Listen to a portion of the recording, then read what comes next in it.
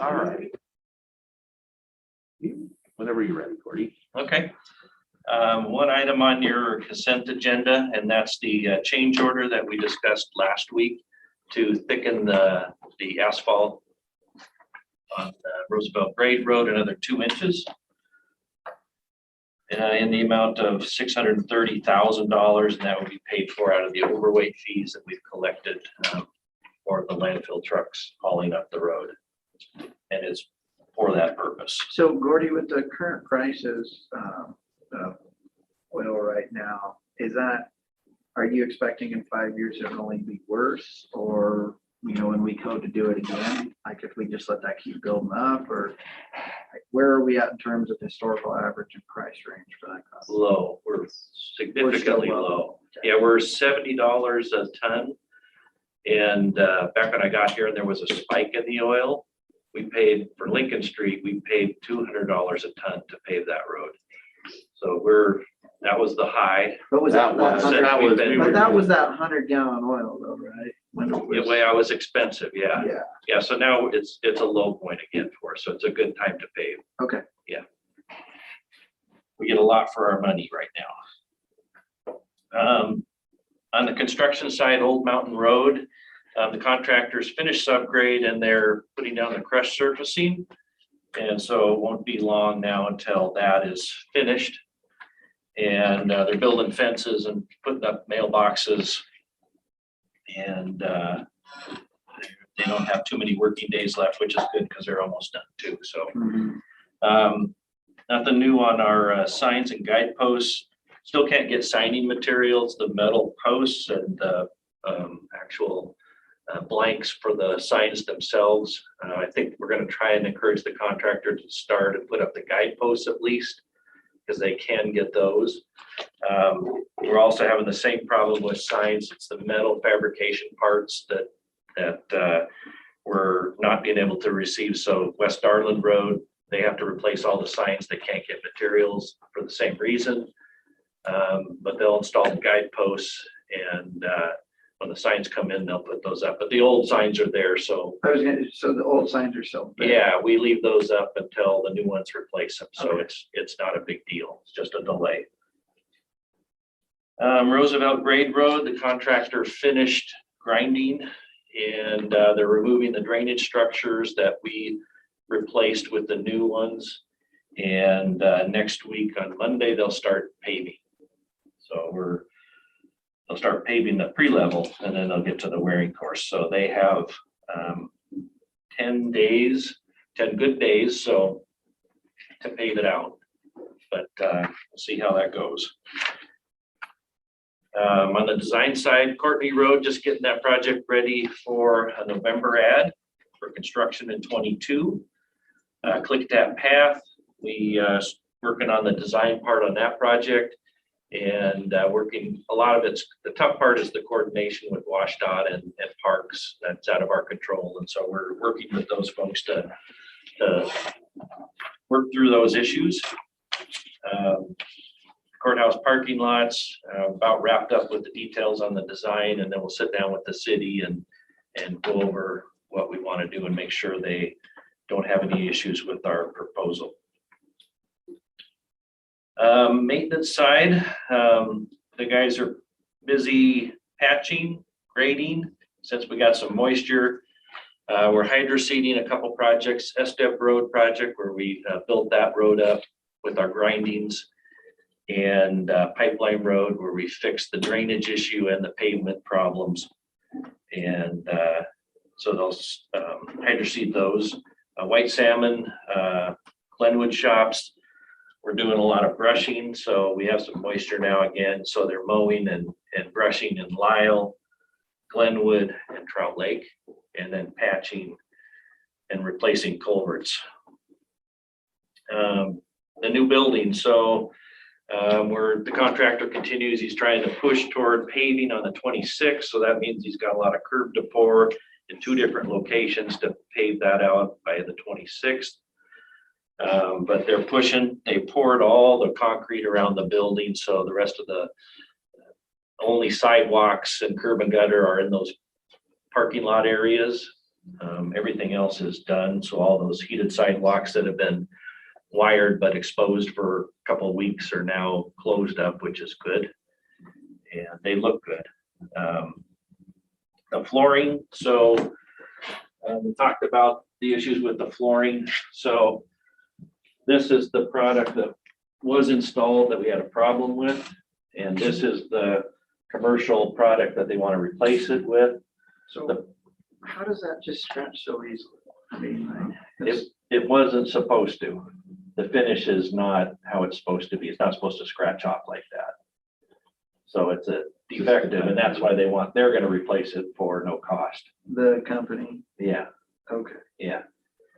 And this is another heavier commercial product that they wanna replace it with. Oh, yeah, this is much heavier. Yeah, I mean, I like the look of it. It Yeah. just looks like you have to polyurethane it or something. Yeah, on top of right. it. which we don't wanna do.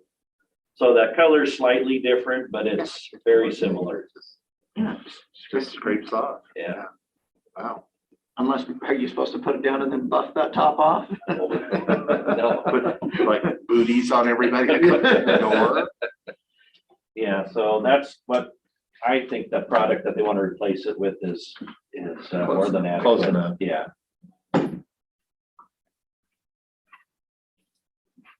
So the other question then is, so we talked about, and I can't remember who was there, whether Jake, you were there, or just Dan and Dave. But the first floor, there's some cracking in the concrete after they finished it. You know, I went back over there, I looked at it several times. They gave us a raw cost to, you know, what would it be to put the tile in the hallway on the first floor and then seniors the front entrance, so it's anywhere from 35 to 45,000. My thought is they'll clean it up. Let's see Yeah. if we can live with that. You know, I think it'll mostly disappear. Right now they have that white dust in the Right, the so the cracks. cracks really show up. Yeah, so they really show. And I think they'll disappear a lot. They'll still be there.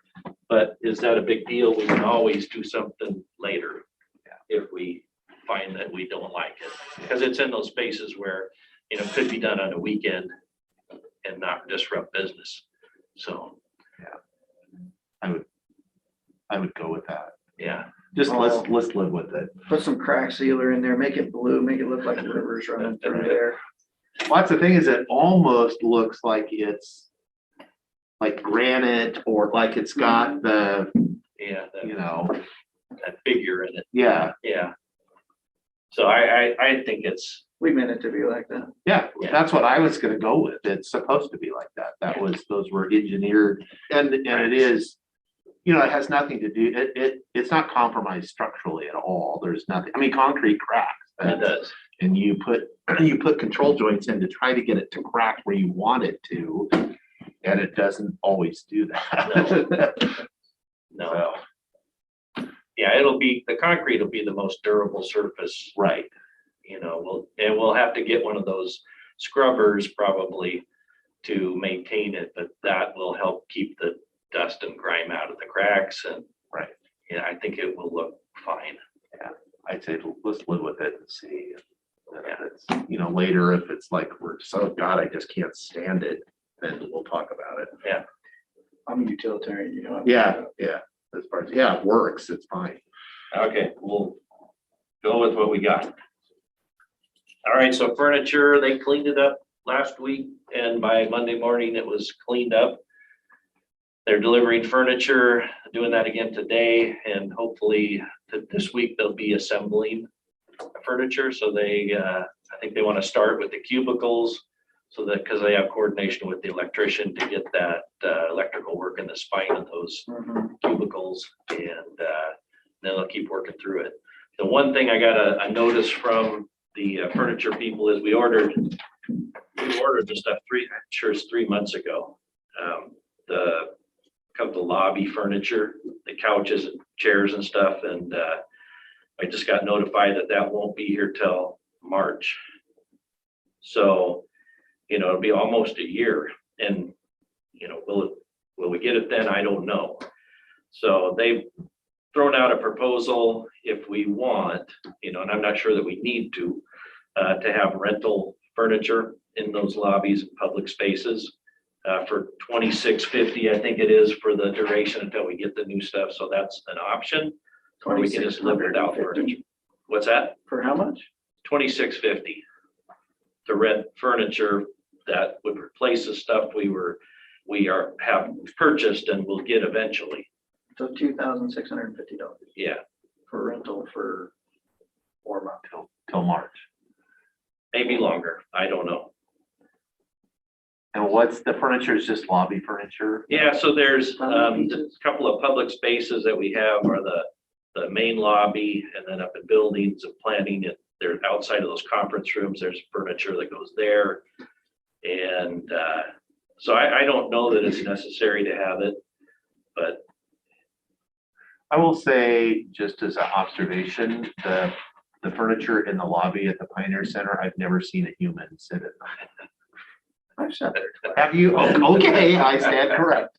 Well, I was waiting for somebody to exit one of those. Okay. Yeah, so I mean, I don't know. Chairs like. How these much chairs money aren't did we spend with them? what's that? How much money did we spend with these guys? Quite a bit. Like $400,000. You Yeah, a think little they more could than that, buy yeah. some? More than that? Yeah.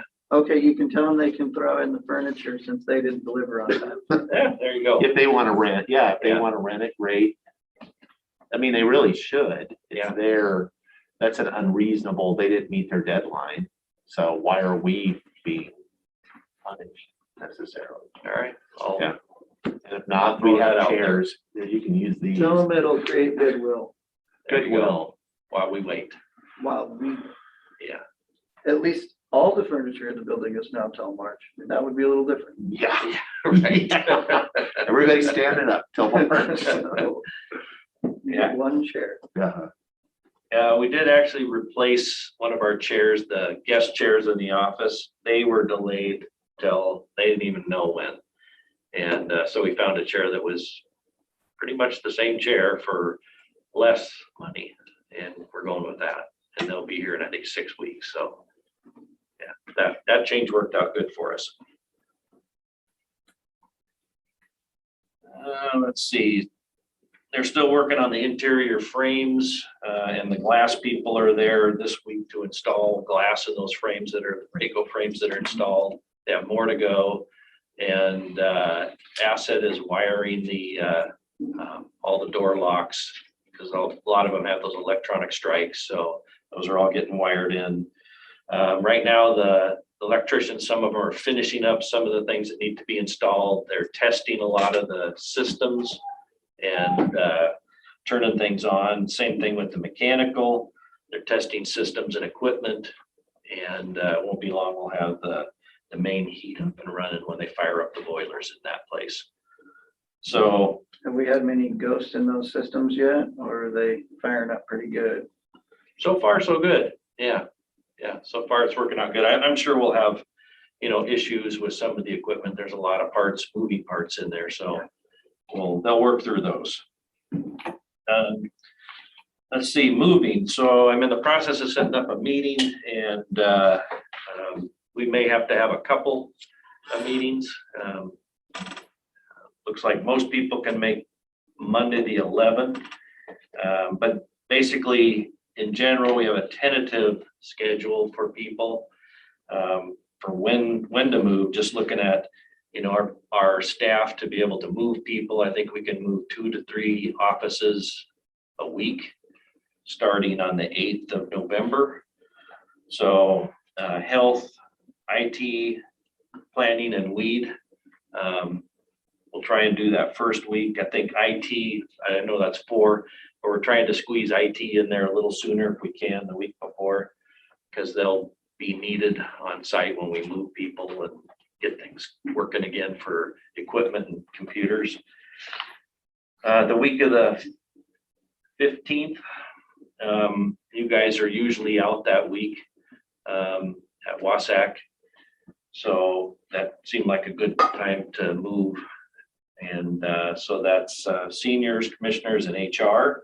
So the other thing was to try and have, once we move people, the building's open. And we wanted to have somebody on each floor. So that's kind of the first day first week we're moving, we want to have each floor occupied by somebody. And then we'll kind of keep doing that as we go and filling in the space. The week of the 22nd, which is Thanksgiving, we'll tackle WSU, try and move them.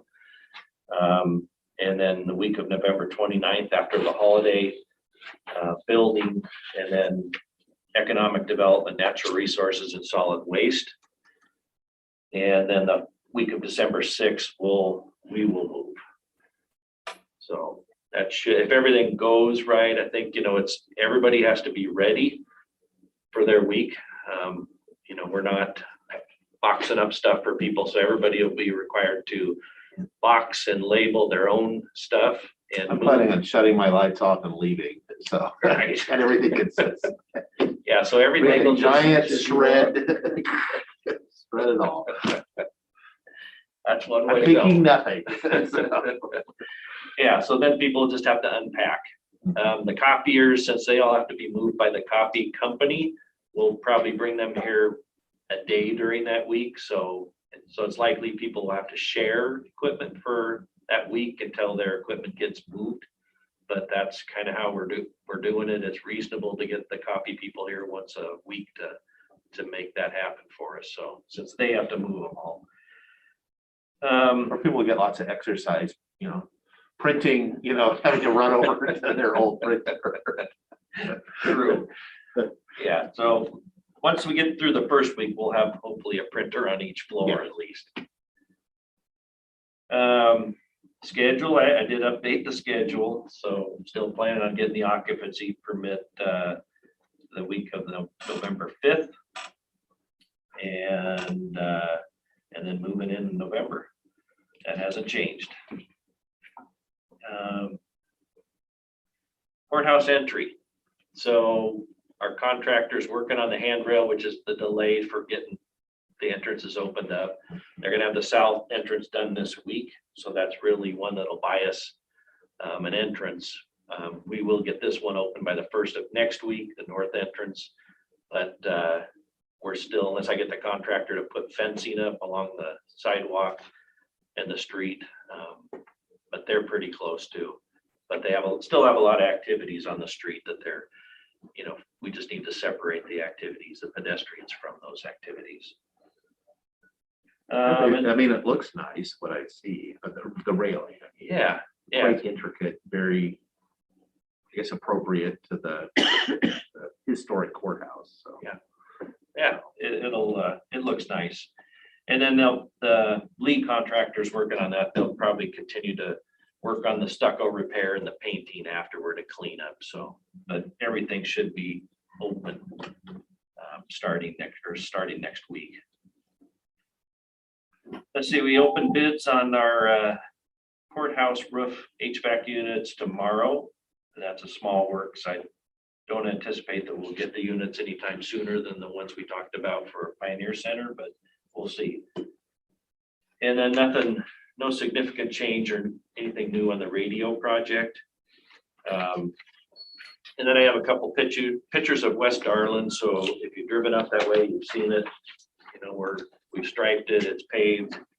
And then it's just gonna be the signs and mailboxes that follow and guideposts. So it's good investment. It'll last us for a long time to come. And that's the end of my list. You think? No, I really don't. I was just kind of curious, the O'Brien Road closure, when does that take effect? When you executed it, that vacated it. Okay, And so we'll be working on the turnarounds. okay.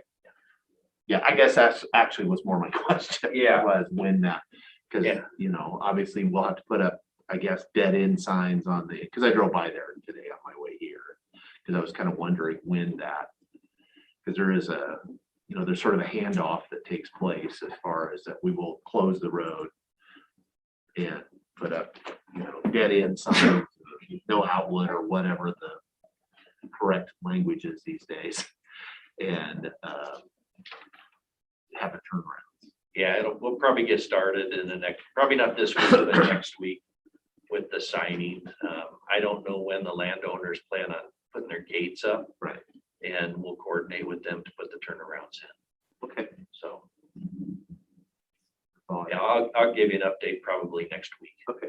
Well, it's not, obviously, there was not, the public, Well, it'll probably be impassable in what, 2 weeks? yeah, anyway, Yeah, yeah. as soon as it starts It raining. rains, so Yeah. it'll be done, so. Okay, that's all I had. Pretty Okay. quiet. All right, thank Thank you. Well, Mr. McClure, if you want to start a little early, you can, or we can take a little break and wait for you. Couple minutes.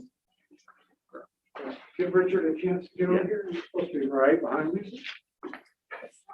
I think I saw him go into HR, Oh, okay. maybe.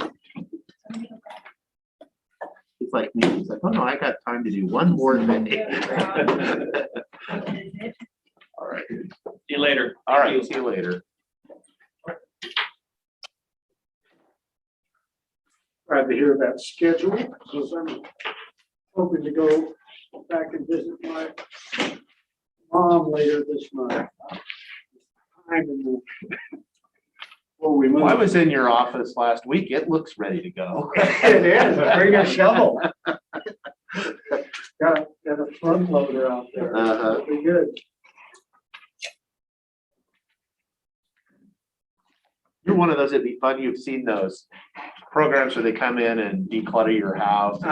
If they make you put everything out in the yard and they're like, okay, you can have 3 things. The save you, no, this Just is. call them a hoarder.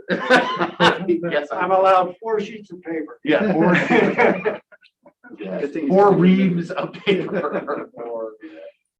No, we need hoarders. That's the, the institutional knowledge is all in that office, so. Just a filing cabinet system. Well, yeah. Yeah, just, maybe. Wait a second. All right, start out with economic development. We have the meeting EDA meeting this evening. Saturday, I got their new grant contract. I sent it over to the prosecutor yesterday morning, and he's already got back with an approved as the form on it. Okay, so we In can. the proposed execute contract. Really appreciate how expeditious that was handled. It's very much like other years. There's some changes in the scope of work and some additional monies, but otherwise how we're handling it's going to be the same as in the last couple of decades. We're going to be looking at a application from the city of Goldendale for $250,000 in 2009 funding to support upgrades to their wastewater treatment plant. We may have some folks in from Lyle Community Council. They need to bail at 6:30. So for another firm commitment, so it may be just a few minutes, introduce the topic of Lyle Point, and then we'll have them back. And then we'll continue the discussion on the buildable lands inventory. And so any questions, there'll be plenty of discussion later. Just a reminder that the agenda was said that it was in person, but it's all going to be used. Did it say? in It says on our thing, and we also, our time is wrong too. It's the traditional, I did change it. Did you change it? To 6? Melinda To let me know. Okay, Thursday and Friday. Friday morning, I changed it, and your blue card is correct. okay, And I did update it online. Okay, Just in case good. people should. okay. So I guess the big, most recent event is SDS is sold, with it closing sometime later this year. It's a combined effort of 3 companies, so I'm not sure how that's going to work out. We've kept a little distant from that, very distant from that during the sale process, so that we didn't interfere with it. But I think now's the time to go visit the new owners and see if there's any support that's needed in that transition. There may be some displacements, there may be need for some training or other things, so we'll we'll make a call on them, maybe start with WKO given that they're so close. There's also a new owner of Lyle Hotel. Talked to them last week and made some referrals there, so that's looking really promising. Got a few things. Is it, can you confirm who that is? Because there was rampant speculation about 2 months ago that it, as far as who it was. It's a company out of Portland. That Okay. owns some eating establishments. Yes, okay, so that was, sometimes rumors are correct. Okay, Yeah, the elephant in the room sort of thing. yes. Okay. Well, that's, I think is good news, really, as Yeah. far as the, Someone with some someone's experience there. experiences, so, yeah. Yeah, I didn't see that they've got specifically a hotel, but they've definitely got business experience and have expanded, been around for 40 years, so. Oh, let's see. Richard, you want to go through a few things here, like the airport? Right, some of it. Yes, sure. So the federal EDA grant, I went back and I looked at how long we've been working on this. January of 2020 is when we first started to attack this issue. We did the final submission this month. So there is no more reviews, or they're going to review it. The investment review committee at the federal EDA will review it, but this is their final time taking a look at it. Some of the issues that we came across with when speaking with CGCC and speaking with the airport is we're not sure what the construction costs are going to be, which is going to dictate how much square footage is going to be, which is going to dictate what the lease amount is going to be per month. So speaking with them, that is something that the federal EDA can be flexible with, but they are going to be taking a look at this. Some issues that we're going to run into moving forward with it is all of those lots from 16 to 22 on the other side of that closed down runway do need to have NEPA. So that's something that the federal EDA, NEPA, the National Environmental Protection Act. So that review, they're very, the federal EDA. Super SEPA. It took me a second. Yeah. Right about as he was explaining it, I'm like, yeah. Oh, yeah, I got The federal EDA is very sensitive to that, so as well as the FAA. But some promising things in regards to that, I believe they're going to be meeting October 20th. They pushed back from October 6th to October 20th. The CGCC, they're currently in early talks with the 173rd Maintenance Group with the Air Force out of Kingsley Field. Very early talks, but it's promising they're willing to donate an F-15 for the aviation maintenance program. So right now, the CGCC, they have no more square footage that they can take up in their current location. So they're really looking at more square footage to utilize out there at the airport. So that's those are good news. So that's what we have for the federal EDA. Something I'm sure you guys are already aware, but Dave and Aaron Rasmussen, the previous airport managers, had left, I believe it was in July. And since then, Jeff Bernard, he was previously with TAC Aero. He's the new airport manager, and I've been working with them over the last couple months. So that was something that I had accidentally omitted during our September 7th board update. So can we go back to the EDA submission? Just refresh my mind on the potential time frame, even though that I know it's, tell me something. So when a decision, and then if they did, when the funding could be available, and if that all happened and the whole deal went together, when would they be looking at Eating our money. Yeah, there's that, and then the going out to bid and all the bid documents, and then how does that fit with CGCC's needs too? So the CGCC needs, we're still in line with what they need as far as time hacks. They've already got open enrollment. They've already got students that are coming into the program. They're looking at full FAA approval from my understanding, January. That might be pushed back a quarter, but they've already been allowed to open advertisement and everything. They do have some space at the Dallasport Industrial Park. But I mean, they've had to turn down equipment because they don't have the square footage, the equipment donations. And so, I mean, it's a lot of this, before we put the shovel in the dirt, a lot of this is going to be on the planning portion. So it's going to be that with that environmental review. And then, but we can do a pen and ink change on the building, but we have to figure out what that building is going to look like because it has to match FAA regulations as far as the height of it and everything. So there's going to be and then depending on what that's going to look like, we were wanting to just do a straight up live flight building 2.0, but due to construction costs and everything, that's going to really dictate how much square footage we're going to have. So I mean, I would like to say 2022, probably the middle of 2022 is hopefully when we start going out and start getting bids and stuff, but we'll see. So does CGCC have I mean, this isn't really my affair, but do they have a contingency if this doesn't happen? And I mean, they have open enrollment, they have students, but they, part of their program is supposed to be housed in a building that is not, been constructed, and we don't even know if there's dollars for it yet. So right now they have a 2-year lease at the Dallasport Industrial Park. Okay.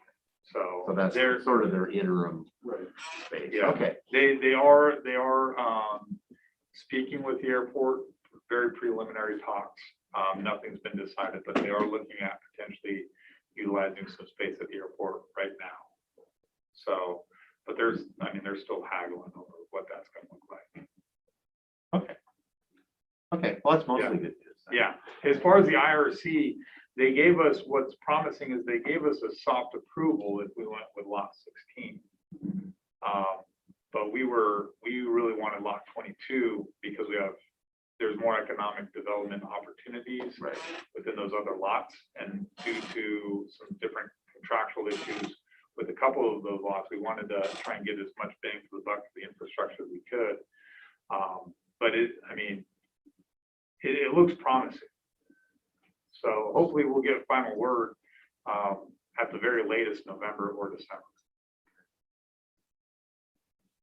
Or you bring them another rock. Yes, or I'll bring it. Another Okay. The CAD SEDS process is wrapping up.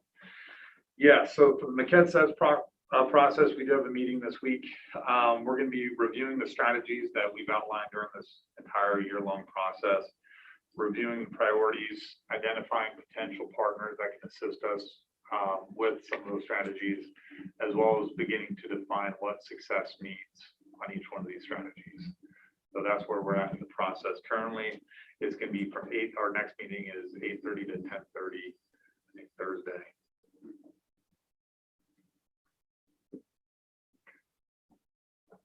That's about it, other than maybe touch on IACC coming up in the child care thing. Yeah, so the Klickitat County Child Care Committee, I know the HR department's been really heavily engaged with them.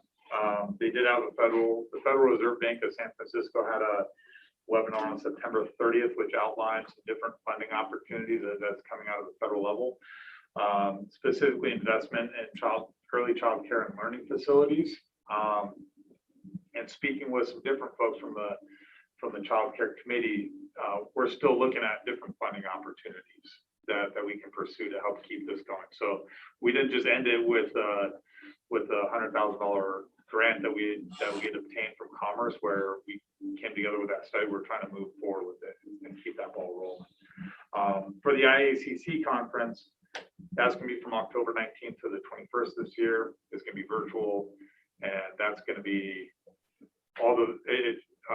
just to familiarize you guys, if you're not familiar with the IACC, that's where all the different funding agencies at the state level come together and talk about all the new regulations and policies that come out for any sort of infrastructure funding, whether it's CDBG or USDA rural grants, broadband, ecology. I mean, really just kind of anything. So, Federal funders are there. Yeah, Well, yeah. used to be anyway. Yeah, and federal funders is part of there as well. It's mainly state, but there are federal funders.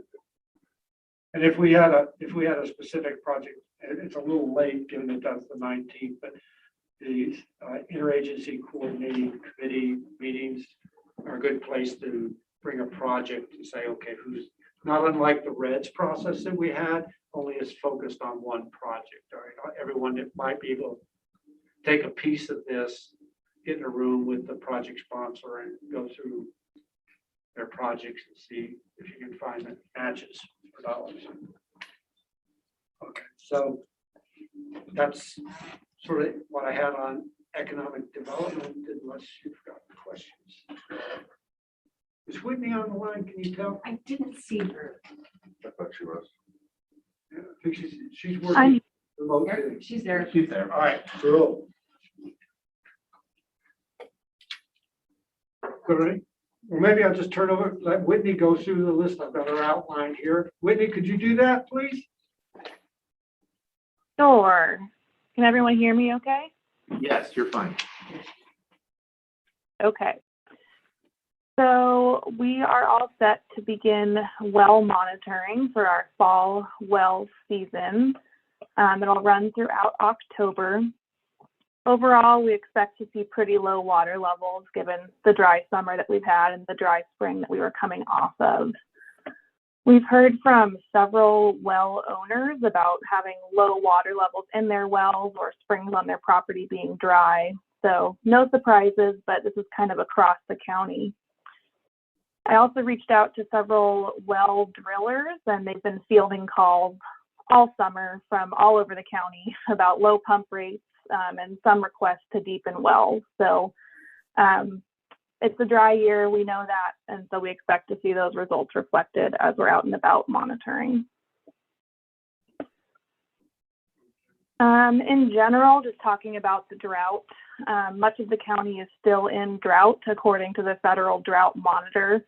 March to August was the second driest year on record in the county since over the past 127 years. So we're breaking records, unfortunately, for all the wrong reasons on that one.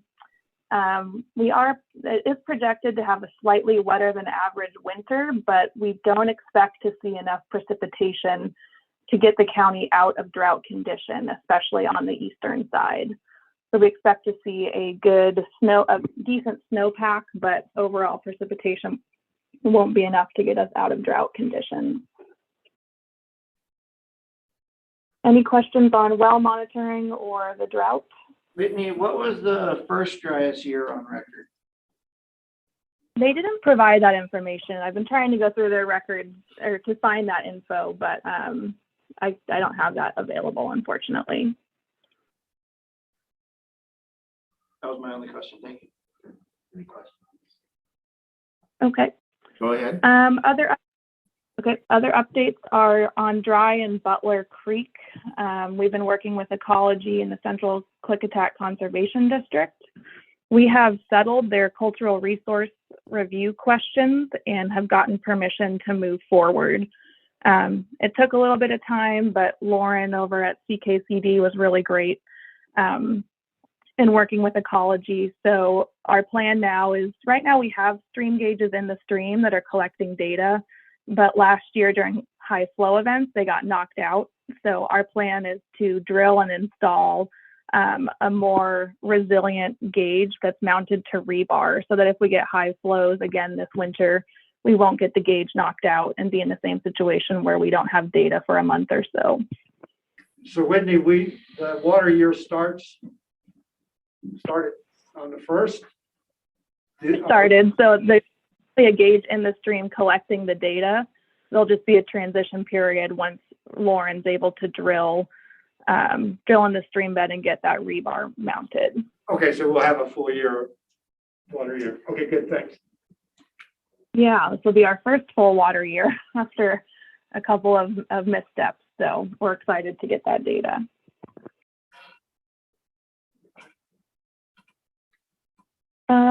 Other updates is that there recently the EPA issued a temperature TMDL for the Columbia River. This has been an ongoing process for several years now, but they just issued their final TMDL. The TMDL incorporates the EPA Cold Water Refugia Plan, which touches some of the tributaries in the Klickitat area, including the Klickitat River and the White Salmon. And the new TMDL sets temperature targets for those tributaries, which they have said will then translate to getting individual TMDLs put onto tributaries feeding into the river. So we're in the beginning stages of looking into this, but it's a complex and ongoing issue. Dave, is there anything you want to add on that?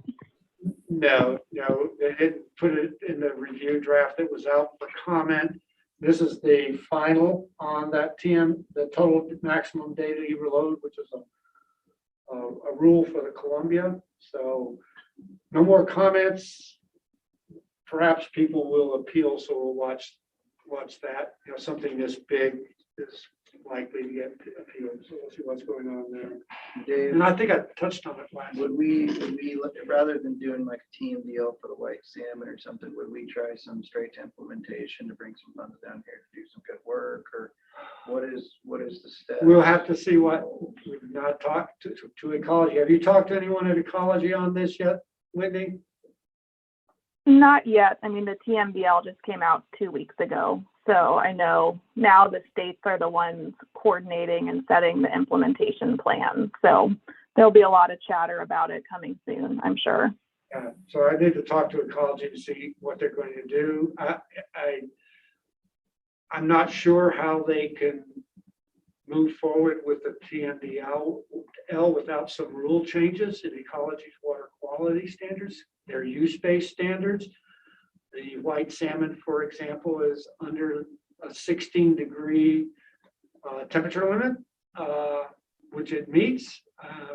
And the TMDL from the Columbia River, they took the average of the last 5 years, and the average temperature for white salmon there was 15.5, and they want that to be the target TMDL. So how do you move lower on that? So they'll need to get maybe a temperature refugia standard promulgated. I don't know all of the hoops that might be there. It's frustrating. We've got rivers in Oregon who has this verbal standard, narrative standard, but they can get to 20 degrees if they've got these thermal refuges. And here we're stuck with hard numbers for streams like, go to Rock Creek, and I doubt it's ever been 16 degrees. Right, that standard. At least since the last ice age, but yeah, so this is going to be a long haul. So Brittany is digging into it. Perhaps the more troubling side of this is they also target flows, and so stream flows. They took the 5-year average and made that the target flow. So out of the last 5 years, we've been violating the target half the time. It's going to be interesting. Yeah, that's an an interesting observation, because that is what you would, if you take the average over the last 5 years, you're guaranteed half the time you're not going to meet it. Yeah, and if it does, I need to take a look at, the amendment for the Columbia River and, the Hearst fix, how exactly that was worded. I need to revisit that again. Because, if this new flow applies to permit exempt wells, then, you can't use them for your house, because you can't have a dependable potable supply of water if it was set up to be violated, shut down It would be every other year. If you're Right. lucky, you can plan on that. But. Okay. So northern spotted owl, Whitney she drafted a comment. She did a very good job, I think, and we submitted those in time, basically petitioning with supporting arguments to have the matrix lands in Klickitat County excluded from critical habitat designation. And we also wrote in support of Skamania County and Lewis County's comments And Whitney, you want to update on the lead entity? Sure. So in late September, the Salmon Recovery Funding Board awarded funding to all of our ranked projects here in the Klickitat lead entity. So we had a total of five projects. 4 were fully funded and 1 was partially funded. So in total, we had about $678,000 flowing into partners in our county for salmon habitat restoration planning projects, and conservation acquisitions. So it was a very successful grant round.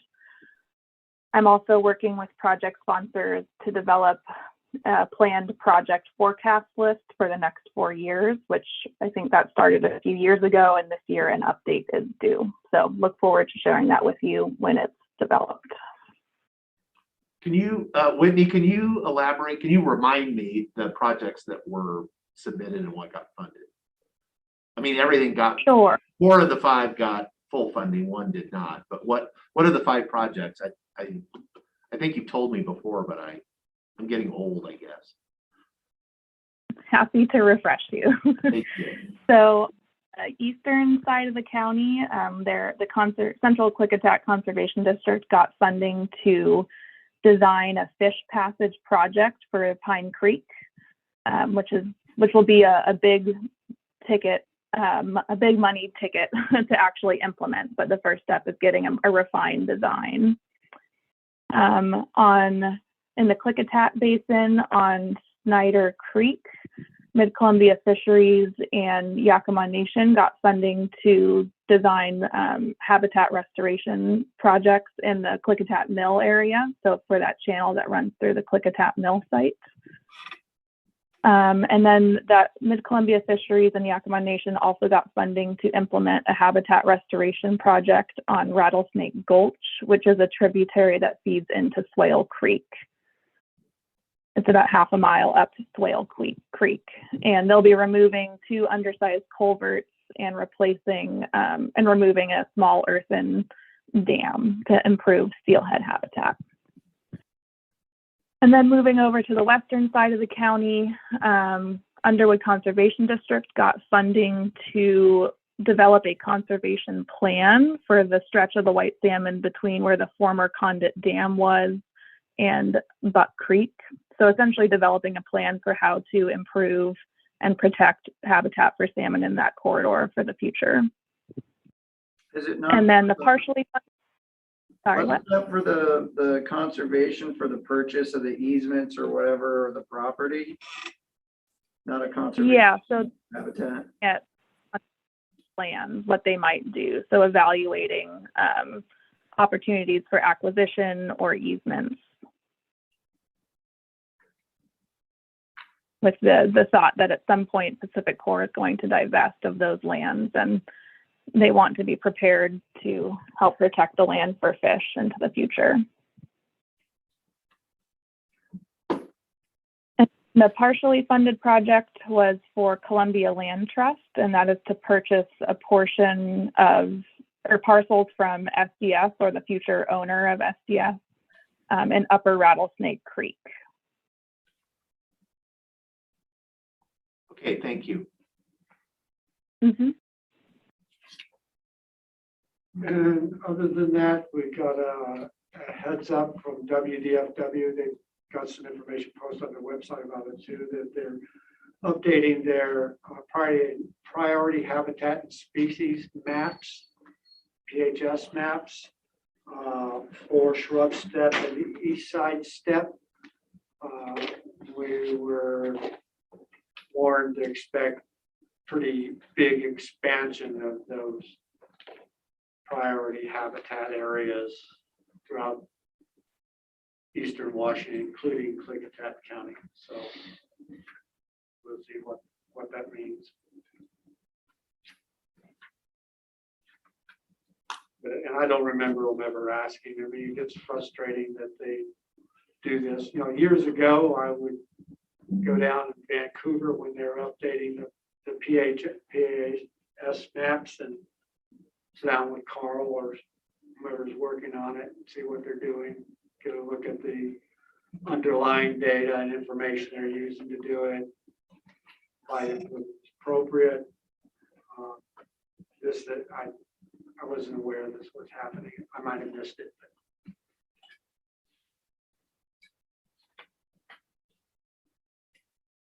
And that's it. That's the end of your list. Short. Questions? So I got an email, Washington Department of Commerce has funding for broadband infrastructure acceleration. Uh-huh. 135 million. Eligible entities are local governments, public ports, public utility districts. And one of my thoughts is I've been getting a lot of comments from people about Starlink being too expensive for the low income people that are, outside the jurisdiction. And last I heard, Starlink didn't qualify for the low income, grants that the feds, it was only CenturyLink that was getting them around here. Huh. And somebody could look that up and make sure that is, but one of my thoughts is if there's 135 million available, is there a way that we could partner with the PUD or something so that, that cost of the actual $500 for the equipment could be covered? And then because Starlink has this area for coverage under the cap dollars, that might be a way to get people, in the hinterlands that we know they're just too many miles away from DSL and low income and all those issues. We might be able to expand broadband coverage. Okay. So something to have. Yeah, I think I got an email on that yesterday or a couple of days ago. And yeah, I also wanted to be sure, I don't think I forwarded that to Jim Smith yet. He's probably aware of it. They've got that We'll need to have. fiber they're talking about running from the east side. Yeah. And that might be another thing is the big one for me though right now is getting it out to, the actual end user customer. Yeah. I mean, we're not going to do fiber to the home throughout the whole county. No. It just doesn't make sense. But if we can make it affordable for people in a better position. Do you know if there's still a waiting line on those? For Starlink, yeah, about 500,000 people last I heard. Hey, but some of us just got our notification and paid our $500 and they're gonna shut down. Congratulations. Wow. It's been a good weekend. Congratulations. So let us know how. Another believer. Another believer. Netflix for you. That Zoom meeting for Klickitat eventually. There you go. Okay. Yeah. All right, we'll look into that. Okay. Okay. All right. Nothing for public. All right, thank you all. Okay, thank you.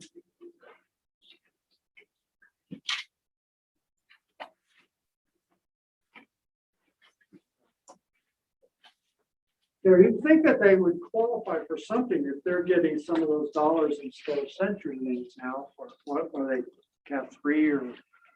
So as I understand it, Starlink is getting, because of the cap, they got, CenturyLink didn't get this area, Starlink got it. Right. And it works out to about $600 for each individual household is how they bid it. Uh-huh. But that $600 doesn't mean you're getting your stuff for free. That just means that it's just trying to come closer to subsidizing the actual cost of providing the service. From my conversation with Starlink, I mean.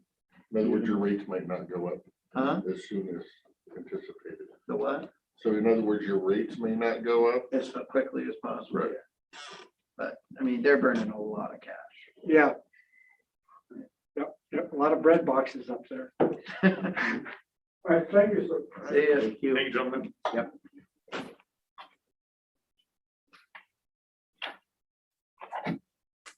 All right. Think anybody wants to bring up this morning? We're running way ahead. How long do you guys think our 240 is gonna take? Cause I was hoping to drive home and make it home before 6 o'clock, so. Yeah, we're gonna make that happen because I'm gonna do the same thing. So, 15 minutes, he said. 15 minutes. That's what he said. We're gonna although I go talked to him this all the way morning and I would add at least another 10 minutes. Just from something I know. he It needs- took 10 minutes just to have your come. Yeah, I guess. no, that he needs to, because it's, I guess, to share, since I can't have direct communication outside of right here, so. I think a good idea would be to talk about, on your guys' tables for today, since we have time. Dan made changes to the minutes for the 14th, then you made changes, I made changes yesterday, because I could, it was sent to me in a PDF form, so I couldn't. And so I just wanted to see how you gentlemen want to go on the same page. Right. So Or what get you guys have right now are the only changes that Dave, as he wrote them out on the paper, gave them to me. They were very minor grammatical changes, like. So is it already in here or? His are what you're looking at now, and then your comments between you and Dan are printed. So then, because they vary so much. Right. So I don't know how, like, there's not really a way to combine them because they all vary so much. But Dave's were very, very, very minor compared to Jacob and Dan's.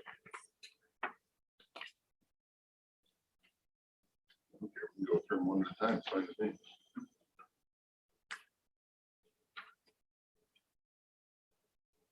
Because I restored Dan's. That's Oh, why you have them. And then they have- Yeah, the last one I saw had my changes except for the end, so, but this one hasn't. So. Right, and I And went. his might work too, because I haven't seen his. so it shows here, like, on yours, it shows commented, it doesn't show any change. So is that like you were looking to make a change or asking? No, my comment was to edit what I have highlighted. Highlighted to this and be the new language. And then what I'll do is I'll pull it up right now. And then I will make the changes as I'm told verbally. Okay. And then that way then everybody has the same thing.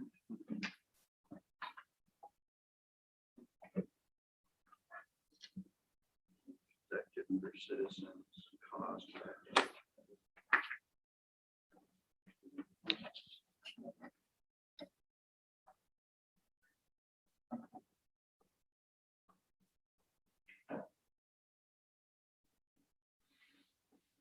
So on the one that Dan has, the front page, I would put his Page one. page one, Commissioner Christopher inquired and received clarification regarding road maintenance. And then from there says road maintenance caused by damage from solar farm trucks. Yeah. I'm fine That with would make sense. Okay, road maintenance. So right after road maintenance and then put cause by damage from solar farm trucks. And then delete the rest of that. Okay. Solar farm trucks or traffic? Good, man.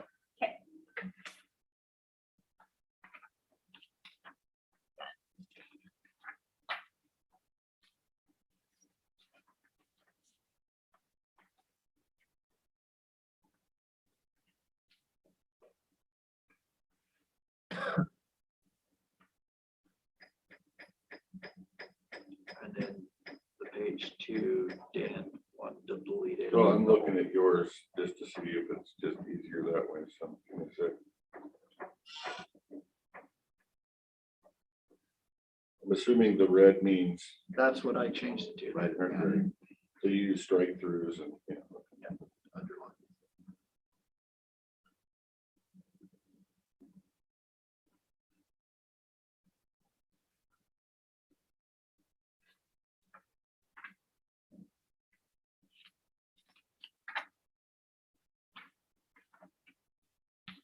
I'm going to Jake's too, either way.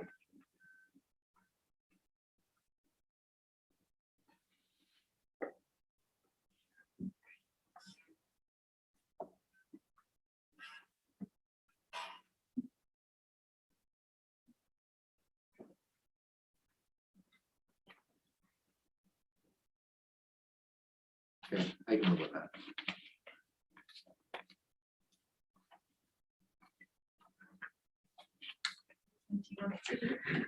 So the red, so Jake's edits on the page two are fine.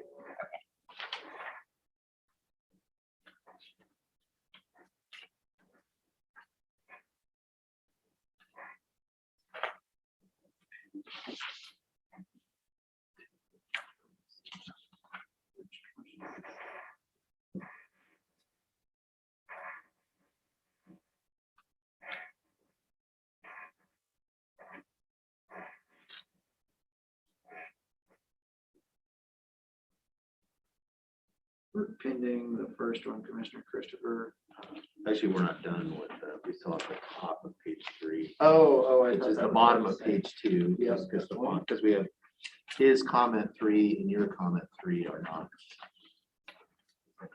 They're close. saying. On page 3. No, page. Which one? On yours, it's the bottom of page 2. Your comment 3. Oh, good. Oh, I was gonna strike out mine entirely, because we took Jake's, but this is two different, so it doesn't work. Because he covered a lot of comment 3 in his wording of comment 2, I think. Oh, you're right. Comment 3 at the bottom of Jake's. Right underneath here. Right under Jake's, you're right. Jake's is fine. The regular meeting, regular.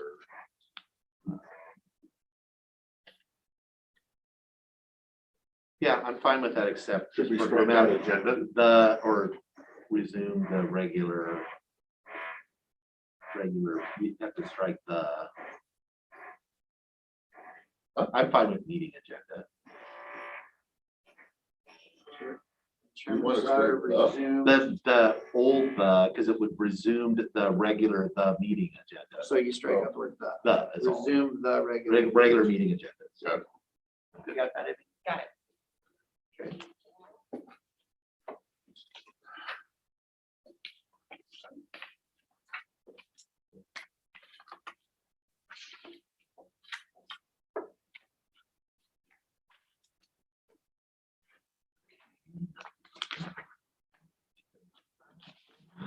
Board pending, comment 4.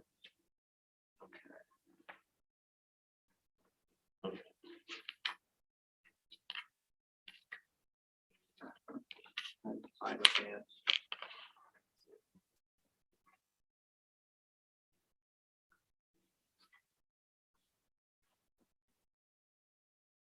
Was it at this meeting, Dan, where the prosecuting attorney stated though that we still need to verify the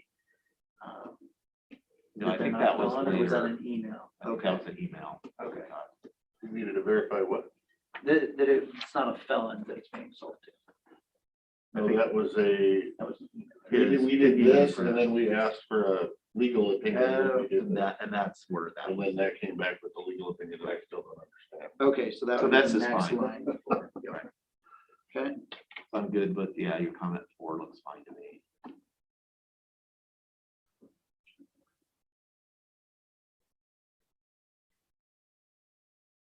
and I'm fine with comment 5 too. On On No, no. Dan's, Comment 5 on Dan's. yeah, It's it's a- actually closer to what. Like I was struggling with what was, because I had altered that too slightly and this is actually a better fit. But speaking of comment 5 and the taxing, you said that Krista wanted to have a meeting. I sent her an email and said, I'm happy to meet, but we probably should schedule her time in the chair because they're all gonna wanna know. Because the issue is if the state gets back their tax, their state tax, we lose our tax. So the plan tax issue is twofold. It's us not losing our share, but then there's also the longer tax strategy. I haven't heard back from her, so. And this is the depreciation of energy projects, correct? One of them is depreciation, one of them is sales tax rebates during green energy. I think she did want to have a private meeting with you first before coming to the board. I will walk up there, maybe I'll get a response that way. Comment 6, I'm fine with that considering I didn't draft the letter. I get in trouble for that too, by the way, guys. I got a message from his agent Oh, scolding us for editing the document. Well, it's How when his name is on the terrible of letter. us. You can And, do that? It was a pretty good short scolding of how dare you. so he just wanted us to sign it? Sign it with our, With his stuff on it and send it back. And since we edited it and sent it ourselves, he got it. I didn't see, it's as I recall, it was our names on the letter. I'm just passing on, it was like a one sentence, how dare you? Interesting. I didn't respond. Okay, so 6 was good. Yeah. And part of that. to get this in there.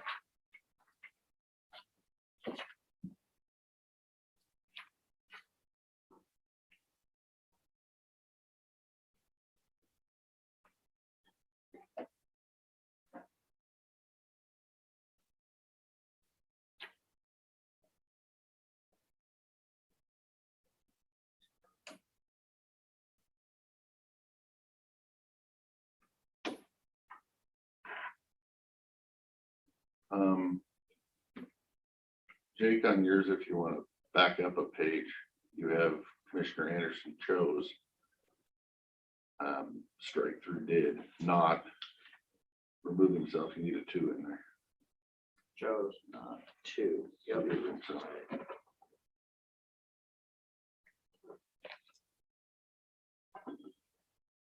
Okay, so, and then yours would be Commissioner Christopher stated he did not remove himself because when he started years ago.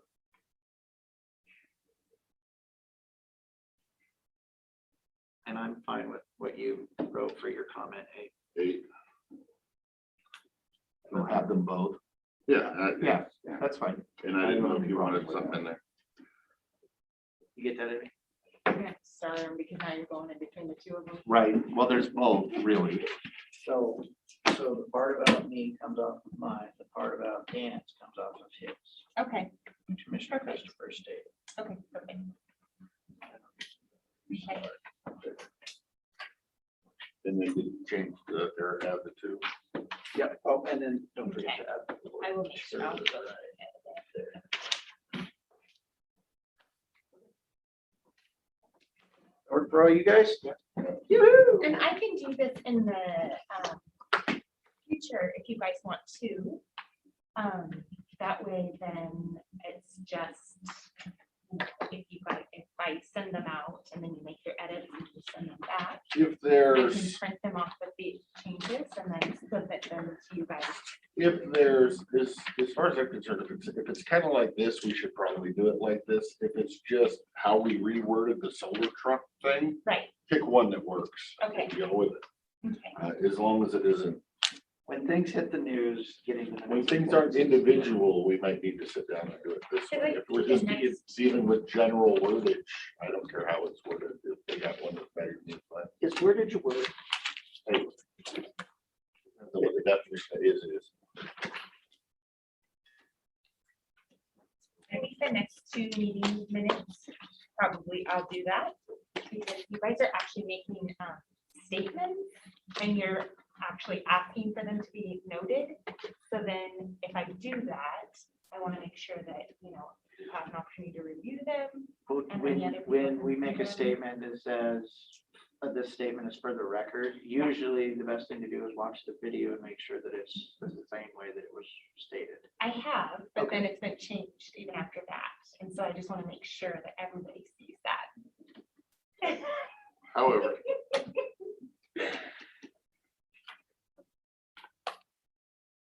It's all good. I mean, we try to do it as accurately, and I think it is sometimes when it's, well, that brings. if up you're part in of the problem. news, although sometimes if it is a statement is a statement, and that is the statement, and I guess if we ever get to the point, and I'm fine with all of these are fine. I think they're, especially if they're specific things that you are being attributed to what you said, then you should be comfortable with that's an accurate reflection of what you said, and I'm not gonna have any issue with it. In my pile, I was like, oh, you know how I throw stuff away. Oh, this is from it's from the election, from the recount, no. That's done. You can do that. Recycle. Recycle. Okay. All right. Anything else that you guys want to discuss? Not that it will come up, but I would like to encourage us to have more, I guess I'd use the word civil meetings. If one of us are speaking and someone on Zoom is shouting over us, I think we should be muted. I know I'm not going to respond to citizen comment if they're not, because if I wait and listen to them speak for 3 minutes and don't interrupt, and then I try to respond and get shouted over the top of, that's not a civil meeting. So if we're not going to mute them, I just won't respond, because I'm not going to get in a shouting match. So like last week, it was just, okay. But that doesn't give us a chance to say anything either, so that's just my opinion. Okay. I think that also works and keeps you from gaveling. That the 3 minutes is up if you just point over and somebody hits mute. And then you Is say, it "Thank you, appropriate 3 minutes is up." is it appropriate to, I mean, I've done it in a meeting where I muted people and just said, you're now muted. We have muted people. Well, that's what I said, I When would we use were- that as a. If they would for not, everybody. if they wouldn't follow the, I would just, you get your 3 minutes and then boom, here's the mute. And that way you don't have to strike your gavel. It doesn't seem as harsh. And then you can just say, thank you, ma'am, or sir, your 3 minutes is up, and move on. And you don't have that friction of having to gavel people because they didn't hear the alarm clock go off at 3 minutes.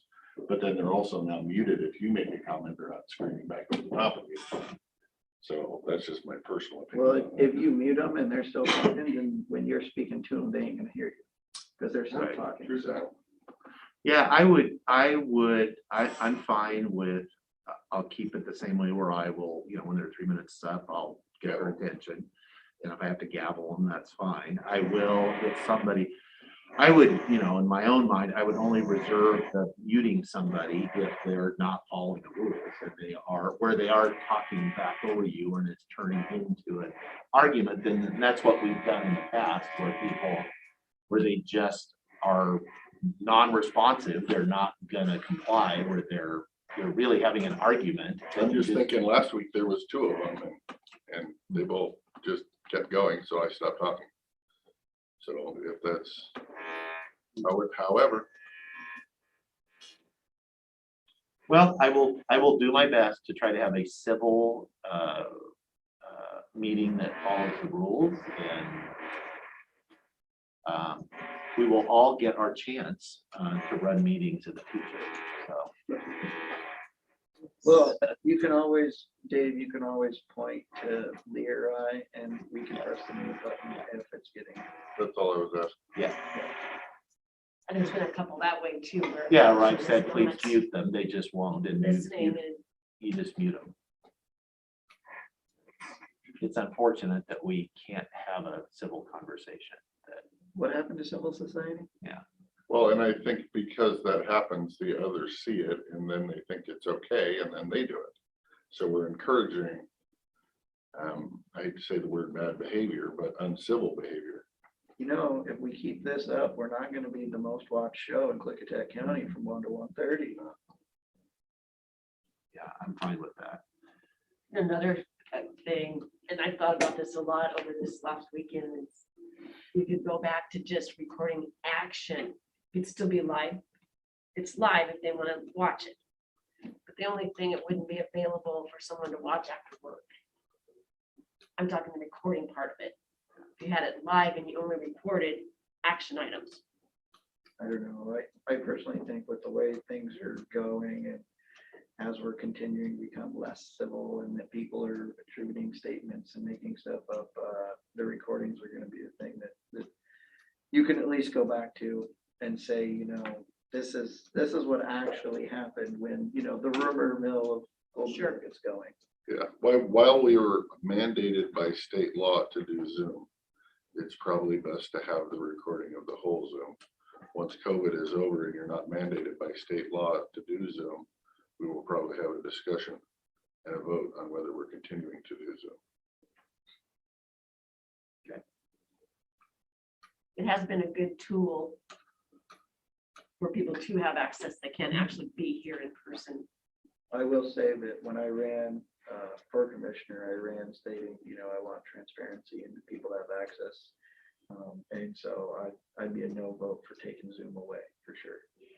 There's a lot of people on the west end that it's a long drive to get up here to comment. And to take 2 hours out of your day or 3 hours out of your day when instead you can just take 15 minutes of your lunch break and still have your open communication. That's to me, that's good governance. That also helps in other ways too, as in maybe a public hearing. If the staff and, everybody doesn't have to travel to certain areas. If you can have a meeting and still have access, even night meetings, I think that's very efficient. Oh, I like going to community council meetings and not having to drive out there, and I can still make dinner and spend time with my kid and all that. Yeah, I would say on balance, it's been a positive thing. I think there's some negative, there's not negative aspects of the access. It's the use of or misuse of the format sometimes. Which can be, but that's like anything. There's always, you can take anything good and turn it to a bad purpose. So that's just human nature. And it is, yeah, I'm not in favor. I, as far as the, live streaming and stuff, whether it's mandated or not, I think it's a good thing because we have a lot more people that are engaged.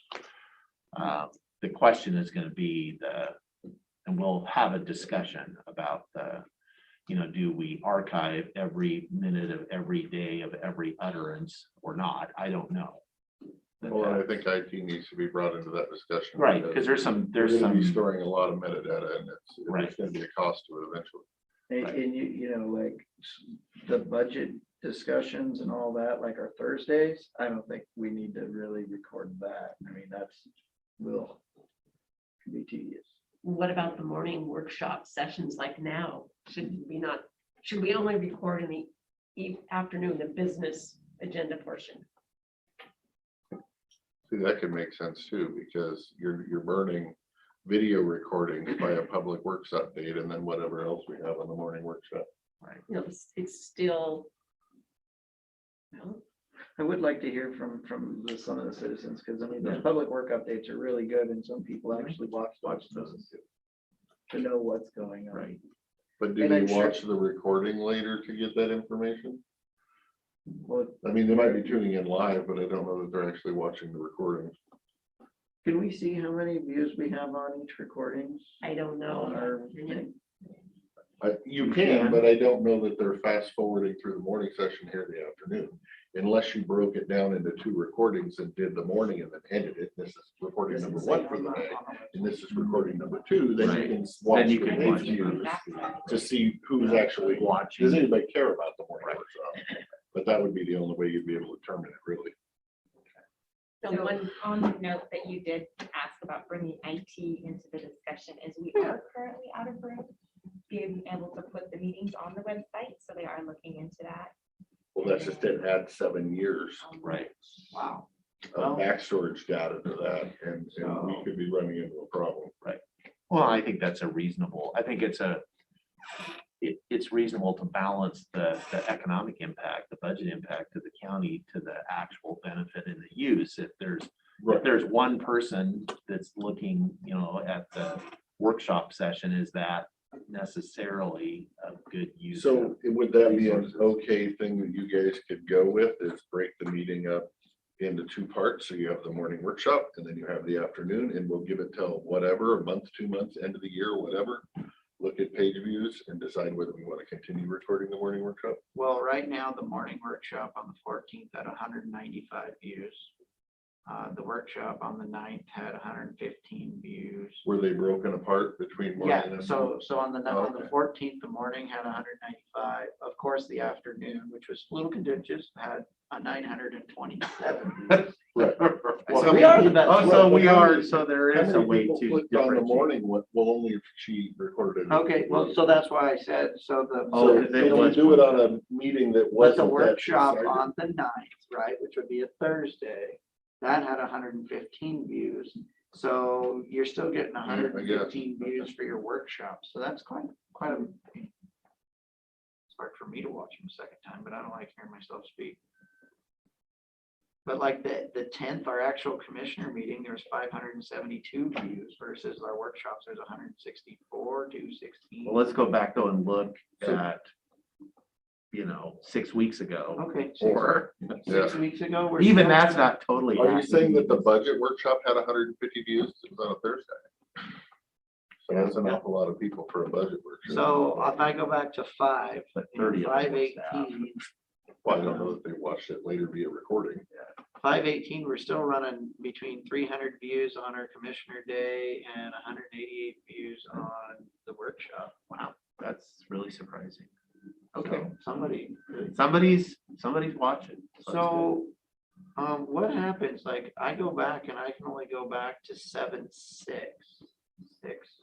So like, what happens to all the stuff from the beginning of the year? It's on there. It's just out of order. It is, because what I was doing. Oh, there's some 3. Yeah, I would Well, have it said in the sorts them beginning was that putting way. them, with the first, January through December. But then it wasn't really making sense because the newest ones would be on top.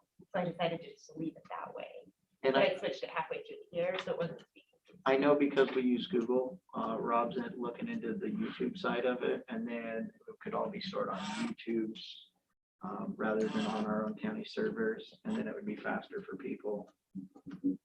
Yeah, but you might have a legality problem there. So if YouTube crashes and you lose your data, you can't comply with a 7-year request. But YouTube works with Google. The YouTubers, he was saying, is a bunch of people do that. A bunch of, they have Google, because, we're running Google. And then there's the YouTube, and YouTube's owned by Google, so it's the same thing. Are we storing this on Google? We do store, we have an R drive. Is it through Google or is that on our? I think own we're all server? on Google now. Okay. Yeah, but no matter what, when we record it, it's still being stored onto her computer. We Yes. have plenty of space, and then we upload it. And so if somebody comes in and Google crashes or something. We or do have a YouTube secondary crashes, backup. We Yes. always have the backup. That was my concern. Yes, As long as we do. have that. But if YouTube and Google crash, well, it'll look like yesterday, but worse. The world ends, actually, the world starts afresh. That would be perfect. They will shut down for life. Facebook shutting down for life, that'd be a good start. Yeah, then we can all go back to civilized worlds again. Just kidding. Mr. Chairman, I would make a motion to recess until the afternoon session. It was second motion. Okay, I have a motion and a second to recess the meeting until our afternoon session at 1 o'clock. All those in favor, say aye. Aye. Aye, motion passes. We are recessed. 1 o'clock. I will call the meeting to order. Let the record show all 3 commissioners are present. We will start with our opening pledge of allegiance. I pledge allegiance to the flag of the United States of America and to the republic for which it stands, one nation under God, indivisible, with liberty and justice for all.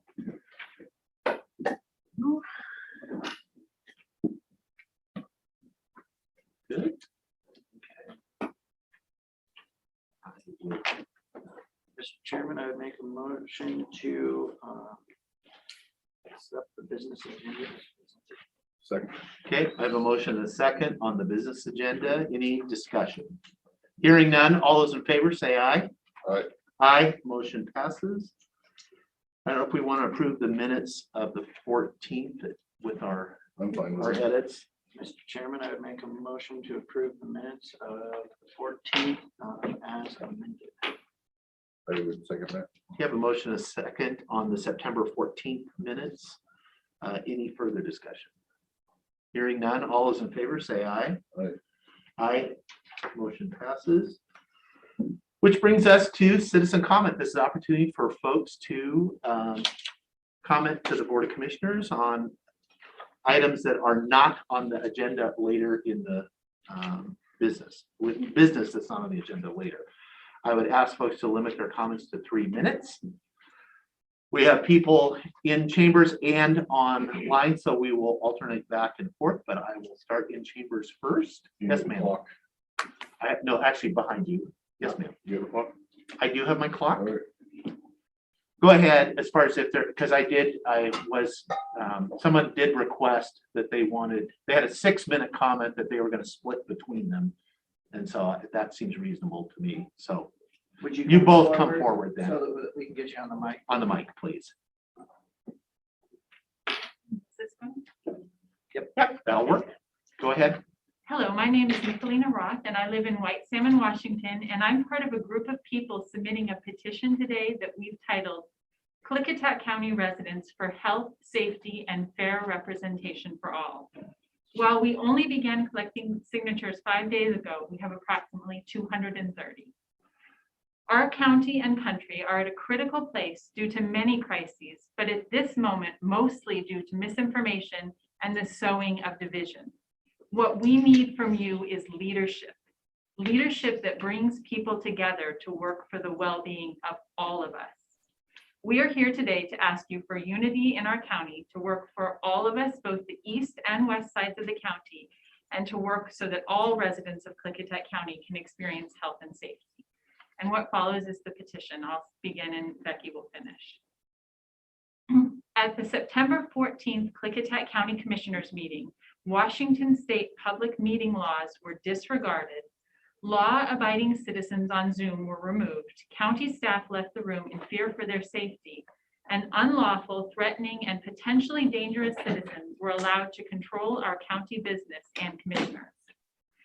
These unruly citizens talked with the commissioners about COVID-19 health mandates in terms of freedom and liberty, disregarding that maintaining a safe and healthy society has always required a balance between personal liberties and the good of all. Vaccine mandates are not new and have been instrumental in fighting measles, mumps, rubella, hepatitis B, among others. We have traffic laws, seatbelt laws, food service laws, seasonal burn bans, and many more laws because we acknowledge that we live in a community and our actions affect each other. The ethical standard of people working together, taking care of one another, and treating others with respect is pervasive across the world. Our world is facing the unparalleled threats of a global pandemic and a global climate crisis. In order to meet these challenges, we must confront them together as we, not me. Misinformation and refusal to follow Washington state's laws and mandates threaten our county healthcare system, county government, economy, and the safety and health of our residents. We insist that our county elected officials act as leaders on COVID issues rather than playing politics. Instead of engaging in pointless discussion about rights, the commissioners can lead the way toward following the best, most up-to-date protocols of testing, contact tracing, quarantining, and providing accurate statistical information to residents, as well as following Washington state mandates regarding vaccinations and masking. We, the undersigned, request that you, our elected county commissioners, Dave Sauter, Jacob Anderson, and Dan Christensen, publicly and officially acknowledge that COVID-19 is a very real health crisis that threatens our well-being and our health care system. Acknowledge that misinformation about COVID contributes to the public health crisis. Strengthen our county health department's efforts to provide correct information. Acknowledge that vaccine mandates, mask mandates, rigorous contact tracing, readily available testing, and quarantine policies save lives. Strengthen efforts to improve the county's response to the COVID threat. Support our public health officials and healthcare workers. Commit to taking the concerns of all constituents seriously. Commit to an orderly and inclusive process of government. Continue to fully support agencies who help our low-income neighbors. And we have a printed copy of the petition as well as the signatures. That would be fine. Give it to the clerk. Give the second name. Your second name, please, ma'am. Oh, Beth Miles. Becky Miles. Okay, thank you. You did, for the record, you have 1 minute, 18 seconds left over. Thank you. It's me. No, no. Oh, come. Actually, I'm gonna go with our tradition. I'm gonna go to Zoom now and ask if there's somebody. We are in public comment. Gilbert is first. Gabrielle Gilbert, you got your hand raised. Go ahead. Hi, I support the petition that was just read to you and thank the constituents that brought that forward. I want to speak about the last few minutes before you went into recess where you discussed Zoom meetings and whether or not you would continue that. I want to thank Jake and you, David, for supporting Zoom meetings. It is the great equalizer in having our voices heard, and it's also this transparency and the idea that government needs to be accessible to all the constituents. I think that the hypocrisy that a commissioner would discuss about civil discourse when he hasn't apologized for his actions of putting up his middle finger to a constituent is still forthcoming. And I take issue with the idea that he would attempt to mute or dismantle the Zoom or the archiving of these meetings. The idea that you would accept 40 people to come into a meeting and take over the public commentary for past the 30 minutes and into 2 hours, and you entertain that, and yet you take issue with women who come in front of you to discuss your behavior and to hold you accountable to that behavior.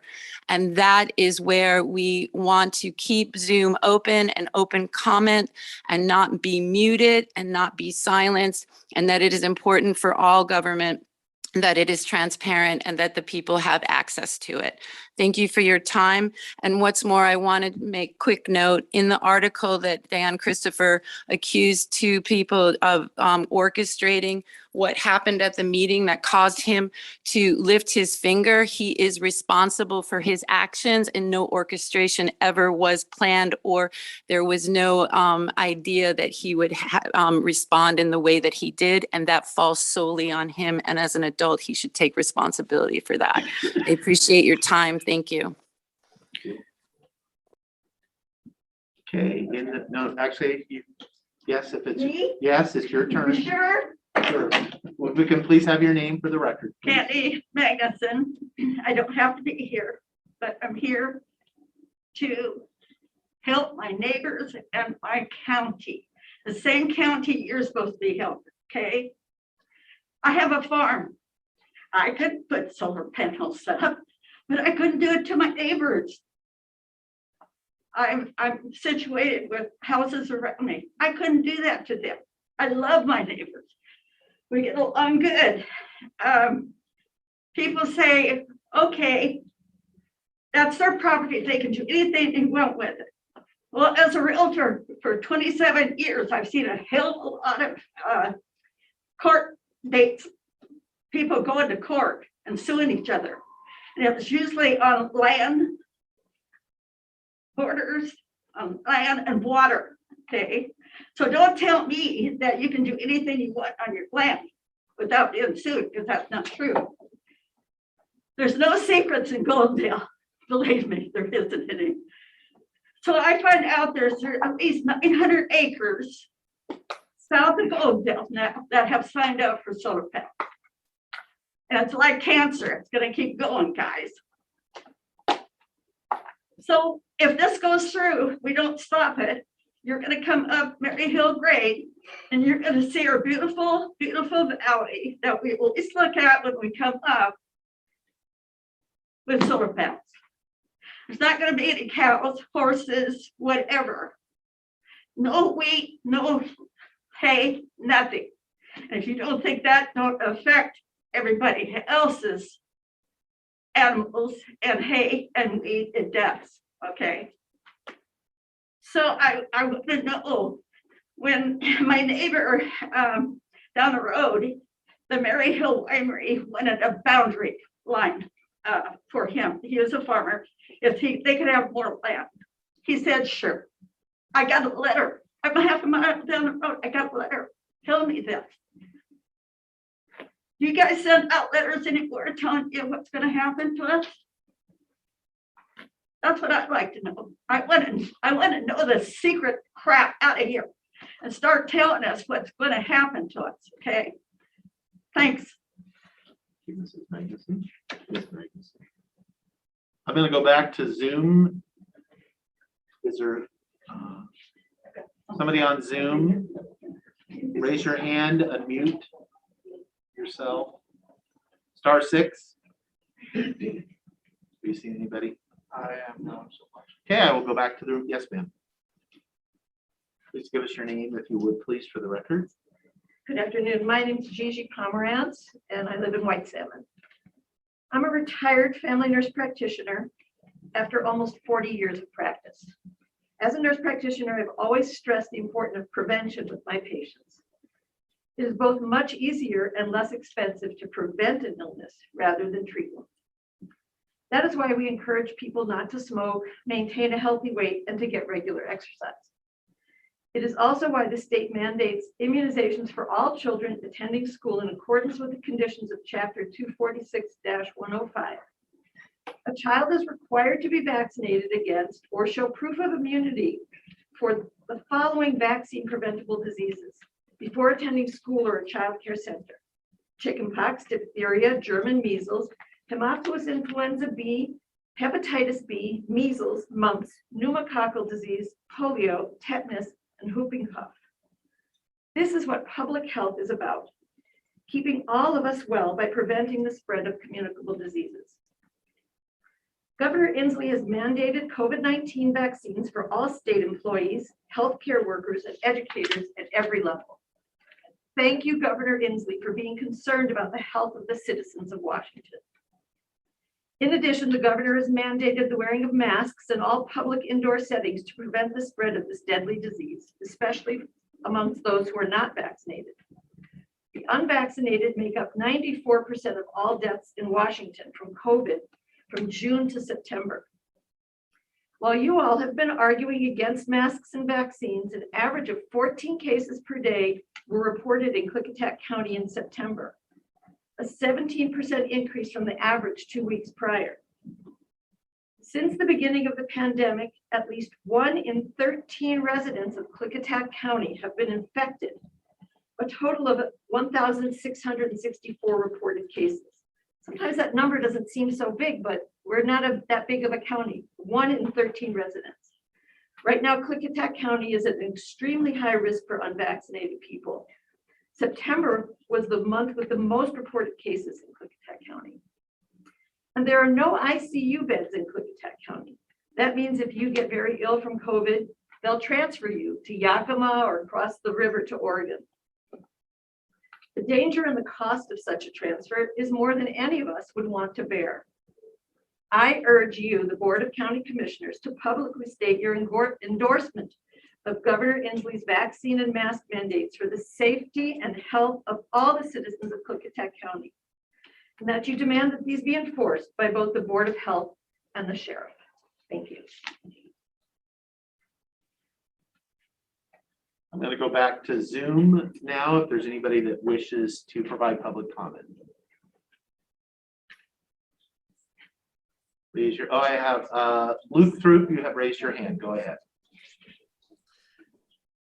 Thank you, gentlemen. I would like to directly respond to both the nurse Gigi, who just talked about the 94% of cases being unvaccinated in between June and September, about public health, and also earlier the comment regarding rights and treating others with respect. The truth of the matter is that the information that you're hearing in these comments is just patently false.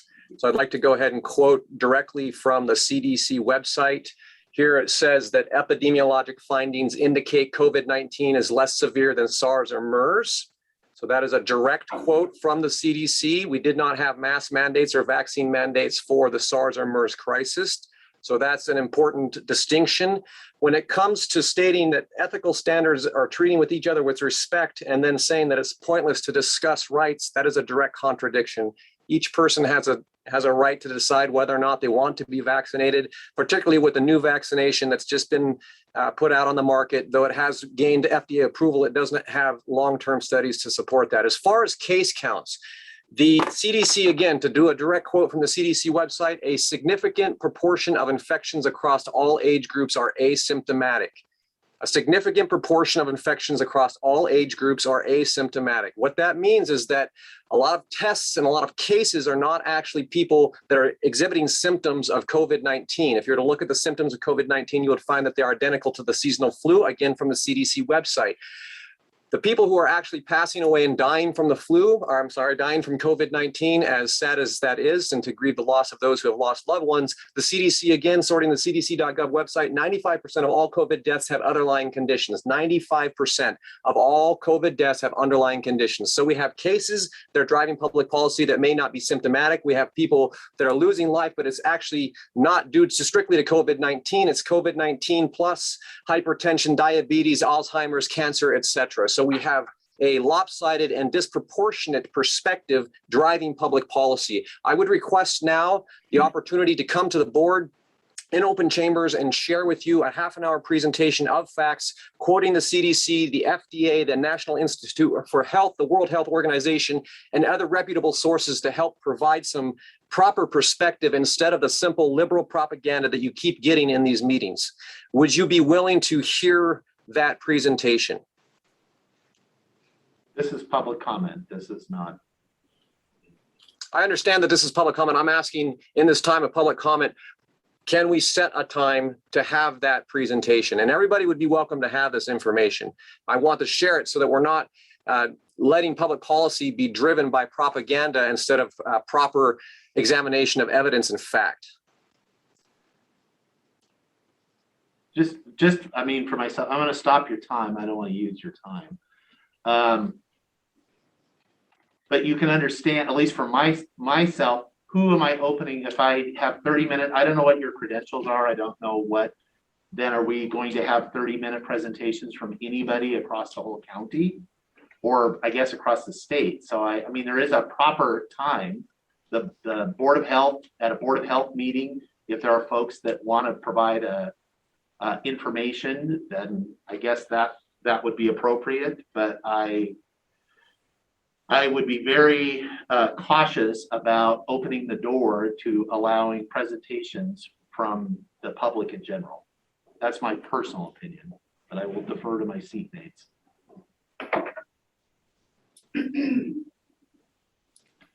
Okay. You want to add something or not? I would just say, Luke, I know the last time you were in the chambers, you did not wear your mask. You did not follow the procedures set forth by the board. That gives me pause in saying yes.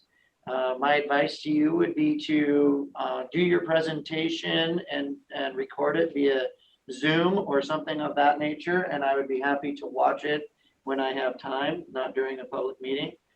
That would be my best advice. And Luke, this is Commissioner Christopher. I have seen your videos, so I am aware of your information.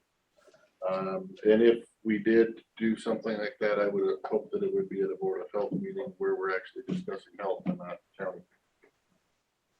Okay, sir, you actually have 2 seconds left on your timer, so.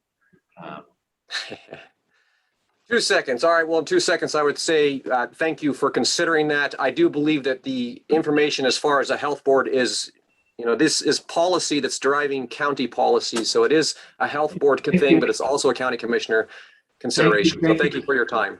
Thank you. Okay, I'm going to come back to that was online, back to the room. Actually, both raise them at the same time. You can, all right. Mr. Wagner?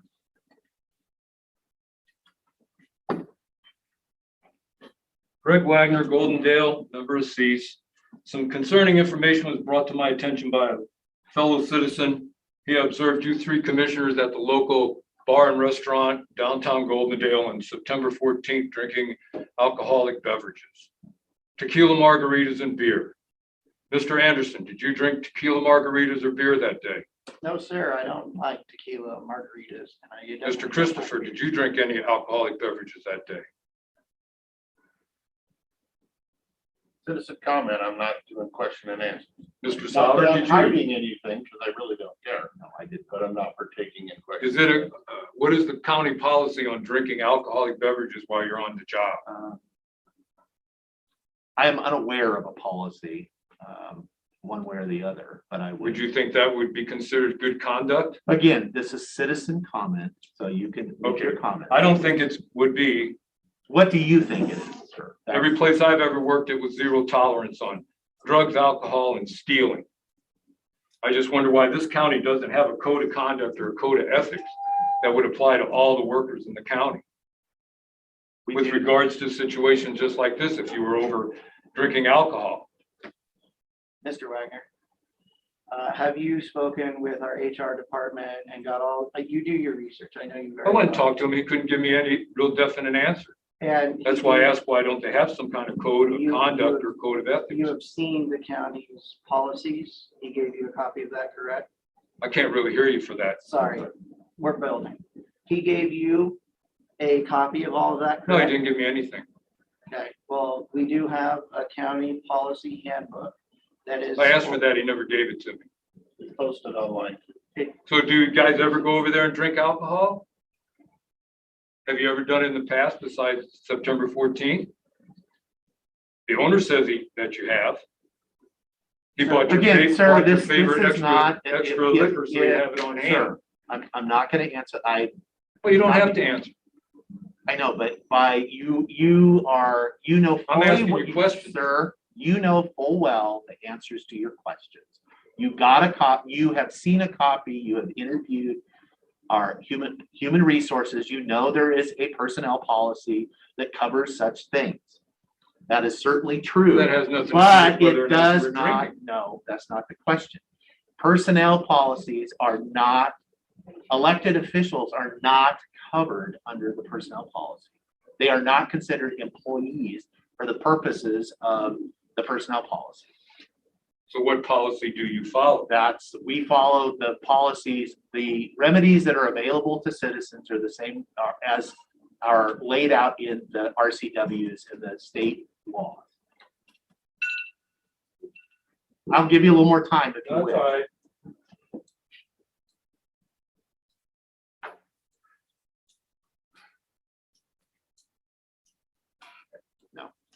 I'm going to go back to Zoom if there is someone on Zoom who wishes to make a comment. Either raise your hand or *6, unmute yourself. I'm not seeing anybody, so I'm going to go back in the room. You were next, ma'am.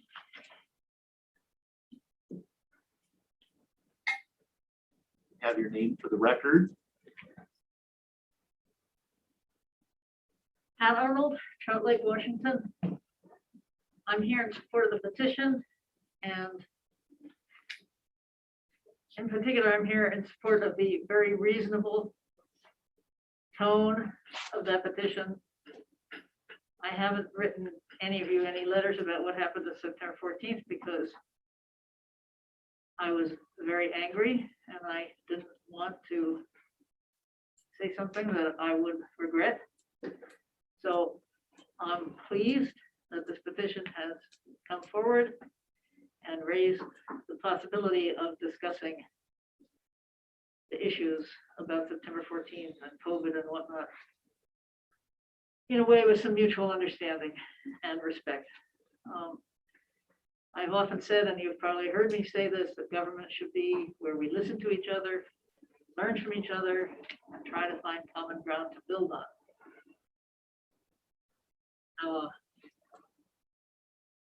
There are many of us, and people who signed that petition are just the tip of the iceberg. You've seen us in elections at the local and state level, federal level.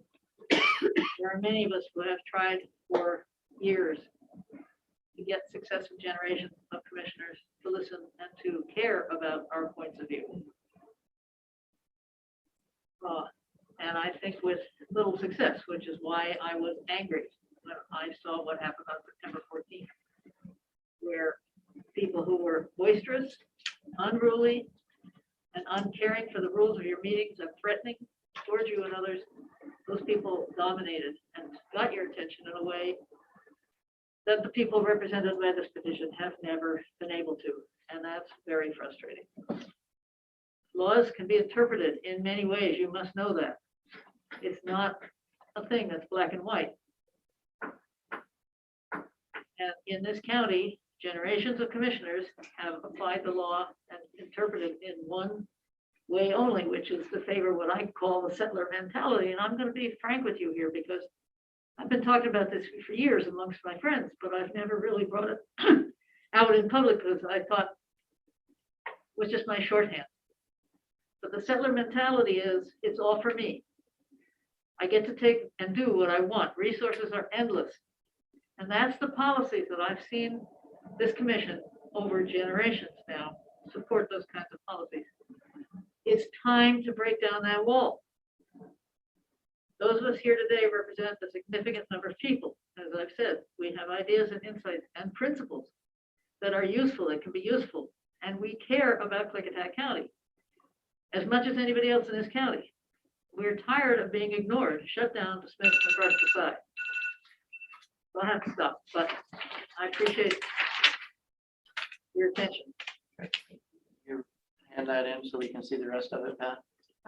Can you leave that, the rest of it if you want? It's scribbled up. Oh. I mean, I can leave it, but I doubt you're gonna be able to read it. Okay, I'm gonna go back on in Zoom, see if there's anybody. Not seeing anybody. Lynn Mason. Oh, Lynn Mason, go ahead. Our last person. You are our last commenter of this session. Okay, thank you very much for your time. I just want to say I support the folks that are showing up today in support of masks and vaccine mandates. You know, the reality is that none of us wanted to wear a mask.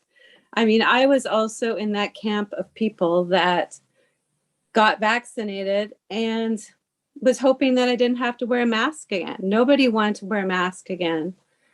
We don't want to be in the position we're in, but we are. A friend of mine this morning just sent me a screenshot that Klickitat County is in extreme risk category for COVID.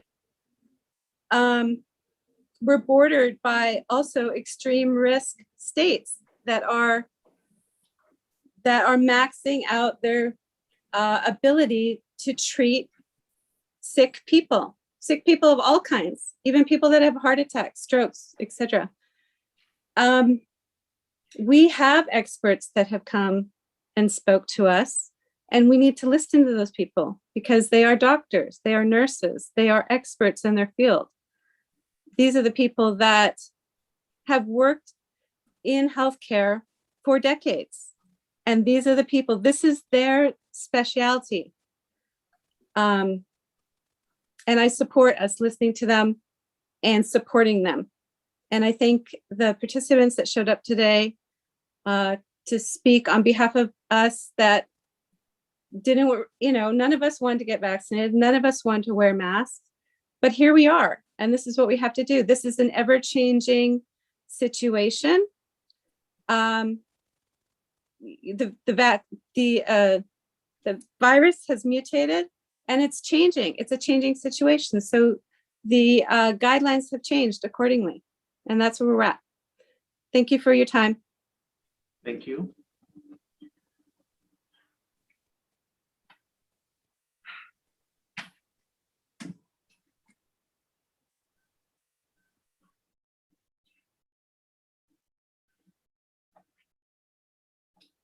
Okay, that concludes our public comment period. We will go on with our.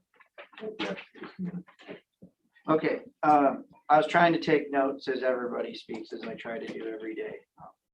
Apparently my typing isn't so great, so you might have to get through me a little bit with this. Thank you for filling out your document and handing it in with 200 applications. You can see this is a very contentious issue, considering the other side had 200 names on one that they put on the opposite direction in the same amount of time. You see the same thing from both sides. It's a very difficult situation to have those type of conversations, knowing about what we do about this virus that's changing. Now, there was the statements, and people like to think that we are of the extremes. When I was elected to represent everyone and to respect everyone's opinions. And I respect your opinions just as I respect the opinions of the other side.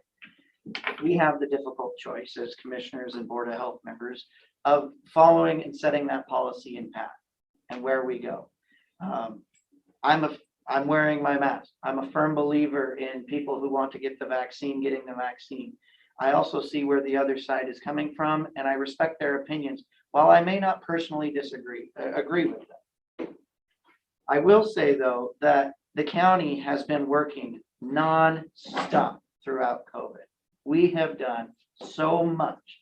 We have given out thousands of vaccines.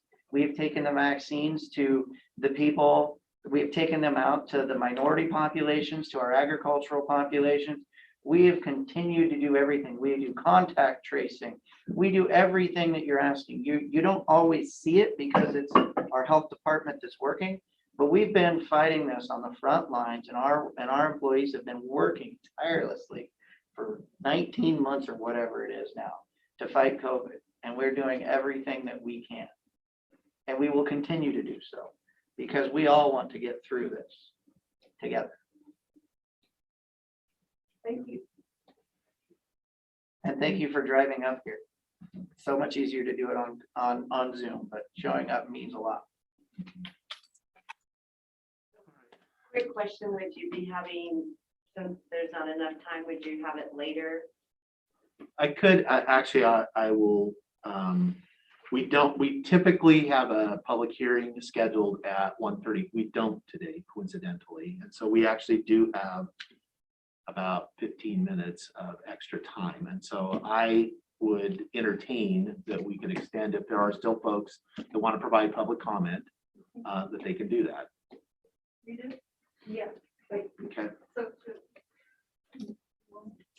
Okay, so then that's what we're gonna do. I'm gonna use what limited power I have as the chair to extend the agenda. And so we will, we're gonna continue public comment. I will go back and forth though. So I'm gonna go in the room here. I saw at least 3 people that wanted to give public comment. So let's continue. You guys roll the dice or wrestle for it or whatever. Go ahead. Is it true we can remove our masks to speak? When you're not, it's not true that you can remove your mask. It is while you're speaking. I'm Yes. speaking. Yes, that is consistent. Clarification, yes. okay. Yes, not, That's what I said while I speak. yes. So I'm not muffled, muzzled or whatever.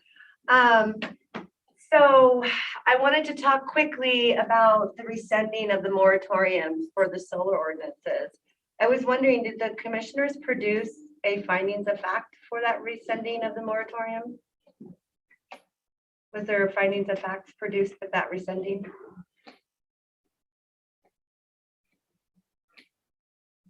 I can't answer that right Okay, because if you could get back to me, Commissioner Chair Sauter, since you're head of the guys here. And then I thank you, Commissioner Anderson, for saying you support all the people of the county and on our choices for our freedom of our own bodies. That's very important to say that we all have our own choices, because when you do mandates, you take away our freedom of choices. So thank you for supporting that. And also, I wanted to touch on, I guess I'm all over the place, the code of ethics in our county. I would ask that I know you have 1,000 irons in the fire, that can be something that's brought into your conversations. You know, I believe our county deserves to have code of ethics. Every county pretty much has them, and I believe that if you want a transparent and ethical county, that you should have a code of ethics. So I would ask that you could put those on our books. And then also, if it is true that the commissioners are consuming alcohol beverages during your lunch periods, I don't know, there was a question, it was said on September 14th that a public citizen observed 2 of the commissioners drinking alcohol at a local establishment during their lunch break. And that should not be a thing, because your oath says to discharge your duties to the best of your abilities. And I do not feel if you're drinking alcoholic beverages during your lunch period and coming back here to make important decisions such as rescinding moratoriums, for solar ordinances, which is huge, and we've asked for those ordinances and our voices haven't been heard, that you're not able to do that while under the influence. And also I'd like to remind you that the citizens have spoke our voices. We have asked you for solar ordinances. We have asked you, our voices of the people have asked you to protect our farmland. This is serious. This is not the legacy you want to hang your hats on. To come back 10 years from now and say, oh my God, we took away all their food resources. We took away their ability to raise animals and grow wheat because we put China solar panels all over our valuable agricultural land. The people have spoken. Please protect your county and listen to us and do as we ask. Thank you. Okay, I'm gonna go back to online. If there's anybody. Not seeing anybody. Back in the room then. Peter. Thank you. Everyone's so polite and civil. That's nice. I appreciate it. I am appreciating that. Oh, great. My name's Linda Rowland. I live in Trout Lake, and I'm just here really in support of the petition that was submitted to you today. I had to give a little bit of extra thought this morning about driving to Goldendale in an in-person meeting, my first time having done something in person in a long time in a setting such as this. I have attended Zoom meetings before, but I thought this was an important one to attend and give my voice to in person. So as I was driving today, I was thinking about something I might say, and I was thinking about the responsibilities and kind of job descriptions of a county commissioner. And the things that popped into my head as I was driving that I thought were so important were that we follow the law. And I took a few minutes to look up where executive order falls under the umbrella of law, because there is a little bit of a distinction between the two. And in fact, it sounds, and from what I did do the reading this morning, that executive order is part of legislative law. It was written under the umbrella, I guess, of what's already established in the legislature. So I would expect that we enforce or respect and observe written law. But maybe the most important thing on my little list as I was driving was respectful behavior. And things I've seen online and the comments I've heard and behaviors I've witnessed, I'm not always seeing, not just amongst the commissioners, but amongst the audience, not seeing the respectful behavior. I appreciated your comments, Mr. Anderson, about how we respect each other. Sometimes I don't see that respect displayed when I attend meetings. And again, it's been online attendance, but when I'm dropped from a Zoom meeting and then I see things that were going on, it certainly didn't feel respectful to me. So again, I'm in favor of the petition. And the last thing I'll say before my beeper goes off is there is a difference between public health and personal health. And when I think of public health, this is a public health issue. And what about public do some of us not understand? So what I do as a person affects me, but it also affects the greater good. And that's what a democracy is about, is doing things for the right reason at the right time for other people, as well as ourselves. So thanks for your time. Thank you. We'll go back online. See if there's anybody. I don't have anything online. Okay, back in the room, Ms. Kelsey. Yeah. Or if you can have your name for the record, please.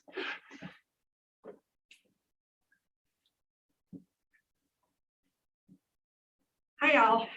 Susan Kelsey, Goldendale. And been visiting this issue for a while now. And while I respect the diverseness of our opinions, I want to say that it really rests with personal liberty. We live in a democratic republic, which holds individual responsibility and rights and property from the mass. In other words, our Constitution says we are endowed with these rights, and one of them is body autonomy. And so, like I said, while I respect the other, I have to look to the ultimate law of our land, which is the Constitution. And I appreciate that our county is upholding our individual autonomy. And I urge you to continue to do that, especially with a virus that has over 99% survival rate. Thank you.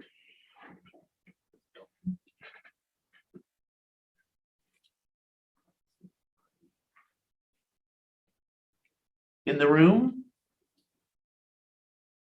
Sir, go ahead. Can we have your name for the record, please? Yes, my name is John Parr, P-A-R-R. Can you come up, sir, so folks online can hear you? Yeah, my name is John Parr. I'm a casual observer of the entire operation here at the public and also at the county level. I would say the county should open themselves up to more information regarding COVID. Because what I'm looking at here is a top-down diplomacy aimed directly at the county, coming from federal, state levels. And it's a very awkward situation. The narratives they feed everybody are questionable. The statistics they feed everybody are questionable. And I think for that reason, the county should open themselves up to gather some more information regarding the COVID. I would suggest that you give Luke Anderson a chance to present some statistics and feelings from the people that are opposed to the mandates and the vaccinations. This is very important because there is a large segment of Klickitat County that are opposed to the vax mandates. The mandates themselves are unconstitutional and carry no force of law behind them. They are executive orders. And this goes against a lot of Klickitat County's citizens. This is vitally important that you hear both sides of the coin and gather some more information. I believe Luke is in a good position to present you with a orderly presentation. I would seriously say give him a chance to do this. That's really all I have to say. Okay. Thank you, sir.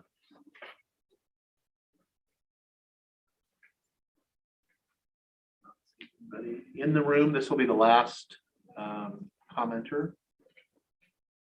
No? Go ahead, ma'am. My name is Sandra Choate. I just want to put my 2 cents in about the mask and the vaccine mandate. I feel really strongly that if you work especially in a public venue and your salary is paid by taxpayer money and you're in a position at either the hospital, the schools, the clinics, public services, social services, in a position where people have to come to your office when they need help, that you should, I absolutely believe that a mask should be mandated and a vaccine should be mandated for all those employees. I just think it's really important. If you live out in the woods and you don't come into town and you don't work, then I don't really care. I think that the numbers will take care of that. But if you work in the public space, then I think you need to take care of the public safety. And I just feel strongly about that. I don't understand. It boggles my mind that people feel that their rights are being impeded when they work. A lot of these people that are protesting masks work around very sick people, the clinic, the hospital. The last time I went to the doctor, and I'm sure these numbers have changed, but the chief of staff there told me 40% of the KVH employees were unvaccinated, 3 of them providers. And I just find that makes it a very scary place to go, especially when you're ill and you need help. And I just feel that the mandates are really vital and we should continue with them. That's it. Thanks. Go ahead, Mr. Anderson. All right, so I had one thing left. It was also brought up about the meeting on the 14th and the Zoom shutting off. I apologize to the public who wanted to be there. There is everything that was said during that town hall can be found online on YouTube, so you can see it all. I would also say I've sent out many emails since that time to say, if this group, if you would like me to hold the town hall on the west end to listen to all of you, I would be happy to do that if somebody would like to set up a date. I've said that multiple times. So having that ability to have that same ability to have that open dialogue over a 2-hour period or whatever, I would make myself readily available. Would that just be with you, Commissioner Anderson? I'm the one that offered it, so I don't know if my seatmates would or would not. But And would that be, as that was all anti-maskers at the last one, would it be all pro-maskers at that particular meeting? I would, if it was all three of us, we'd have to let everybody in. If you want to just have a discussion with me with just the pro-mask, pro-vaccine, we could do that and in a setting that would be just for that, especially if you were worried about other people showing up that could be disruptive. So that's why I offered to do it through my emails. Right, thank If that's something you would like, I'm more than willing to do that. I believe in equal opportunity to give both sides of the coin. If there was more than one of us there, we could not restrict it to one group or the other. You had 2 of you at the last one. What's that? On the 14th. Right. There were 2 of you at the 14th. Correct. So anybody could have been in the room for any reason. No, you cut us off on there. You cut everybody off on Zoom. So that's not true. So it's, Okay, I'm gonna stop us. Citizen comments over. Thank you. First off, for folks and people in the room and online, I appreciate the civil tone. I will say I am still, just on a personal note, dealing with the aftermath of September 14th. That was a traumatic day for me, and not just because it's I believe in the rule of law and that it's my job as the chair to ensure an orderly meeting for folks and people who have been at public hearings with me in the past, even on contentious issues. I pride myself on being able to maintain an atmosphere where people with diverse ideas can feel safe to be able to do that. I was not able to do that on the 14th. And that I have to say, in my career of 15 years as a county commissioner, that was the first time I was not able to do that. And it was very jarring for me, and has led to a lot of soul searching, I'll say. So with that, so I appreciate it when we can have these discussions. We can have these discussions on any topic that's really hard in a way that we can respect each other. Because if we don't, if we descend into the way it has been for thousands of years, where the people with the biggest sticks and the loudest voices get to call the shots. And that is not how this country was founded. It really is an experiment. We keep talking about the experiment of democracy because this is very unusual in the history of humanity. And so it was just extremely disappointing to me. So I just want to call out and appreciate when we are able to do it in a way that's not like that. So thank you all. So, and I'm going to move us along now. And so I see the clerk is here. Thank you. Thank you. You're welcome to stay. It's a public meeting. You want to come up, Renee? You're going to lead us down the path.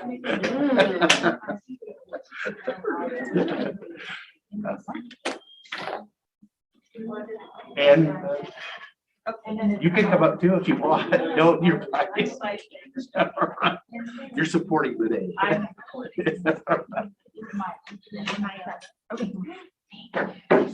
Thank you.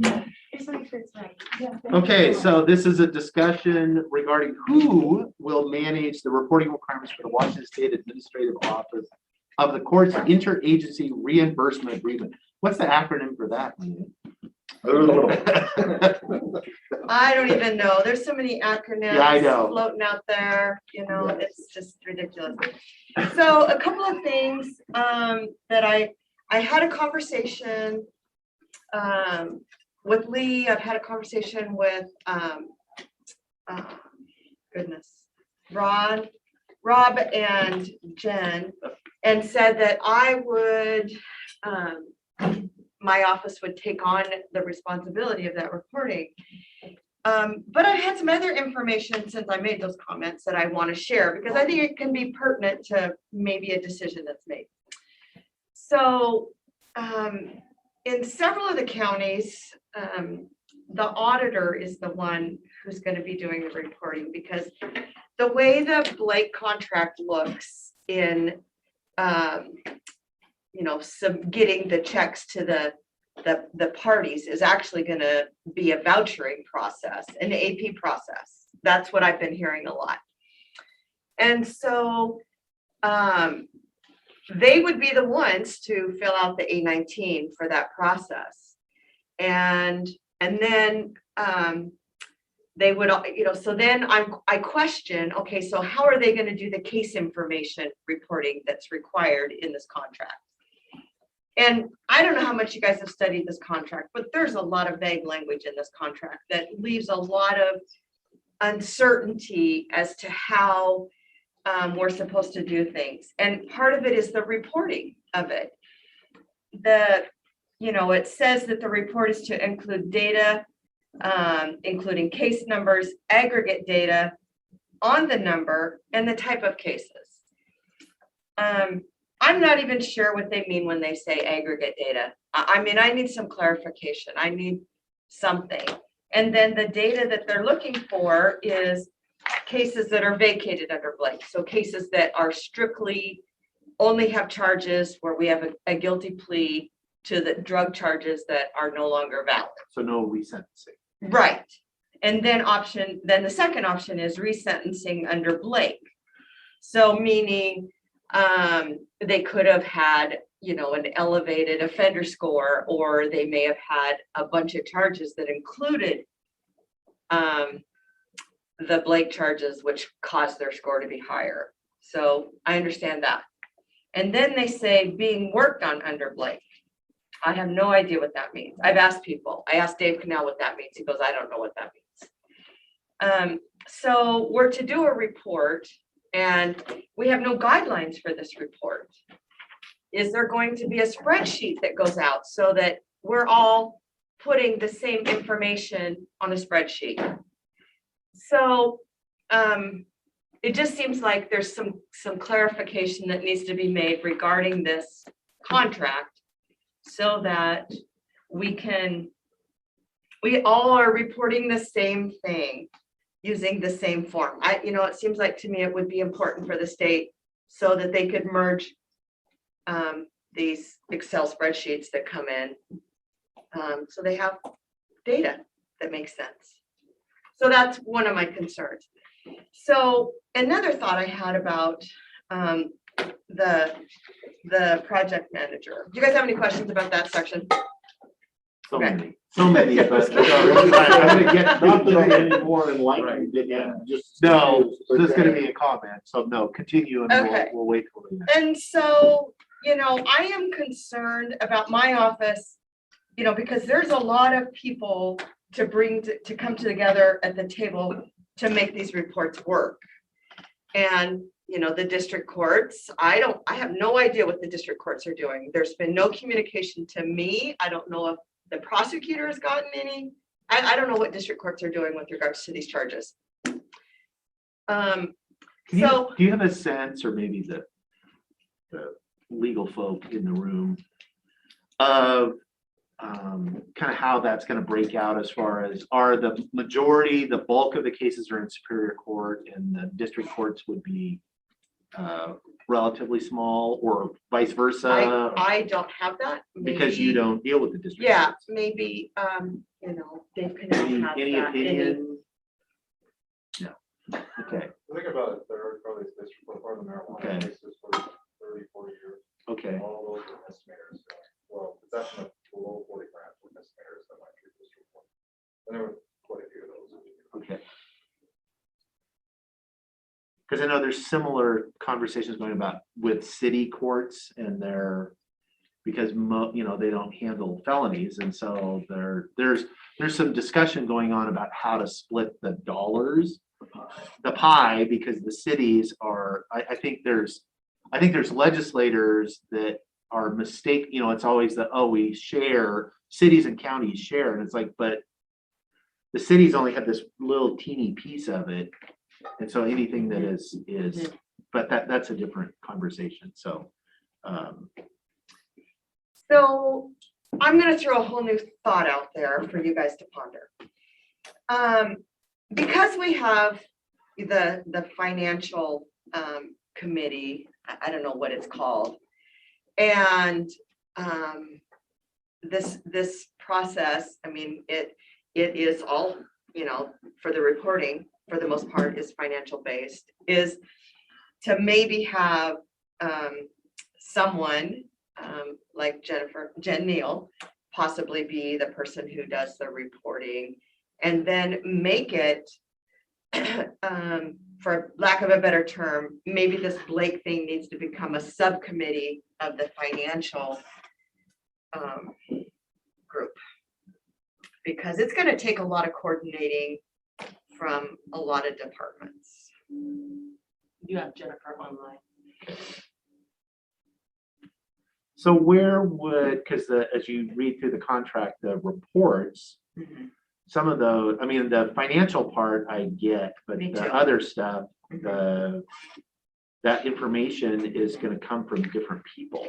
Right. And so the person that files the report doesn't necessarily have to be an expert in that subject matter, but they have to know to get the information from these three different people, put it all together and send it off to the state, who's not going to likely even look at it. But that's a comment. Part of the reason that I believe that contract is so vague is they don't know yet. I think you're going to see, they kind of rushed, they tried to adapt to the court case that did this. And so the legislature, when they appropriated the $200 million for this, session is a quick thing, and they were trying to, I suspect we're going to see clarification, and they're going to tighten that stuff up, but not until the next session. And so we're going to have to deal with it for the time being. But So that's really all I have to offer. And whatever you guys decide, whoever you want to manage this project, I'm happy with. Mr. Chairman. Yes. Just a suggestion, maybe we need to reschedule this. That way the auditor can be present as well as the district courts. yeah, because that's the whole issue, is I think we need to get everybody in the room at the same time. I or agree. virtually in the room, if not, so that we can, because none of us really knows how this is going to work or how to do this. I don't, and I don't. And I did hear last Friday that at least in the pre-filing for next year, apparently we're having some success. There's been commitments of additional resources to counties anyway, that this 50-50 split between, like, we were gonna, when the money's gone, well, too bad. The legislature is at least hearing that. Might have to do with the lawsuit too, but. So that, yeah, I mean, I like that idea as far as, Or maybe just be the a question. entities themselves that have pieces of this could even get together before they come to you eventually. I do have the contract ready. It's been reviewed, but sounds like there's a lot of details that need to be worked out. Yes, I don't know whether you want to have them all here for a little workshop session, or if they should have a little subcommittee. Well, that's what I'm thinking. session. What I would prefer is the people that actually have we have none of the information, We just might have to schedule that for it. but we have we can be the convener, but it should be, the court, the Superior Court, district courts, the auditor and the clerk and the prosecutor sit down and kind of figure this out as far as draw straws, who's going to be the, and Jen, that would be also the finance folks as well.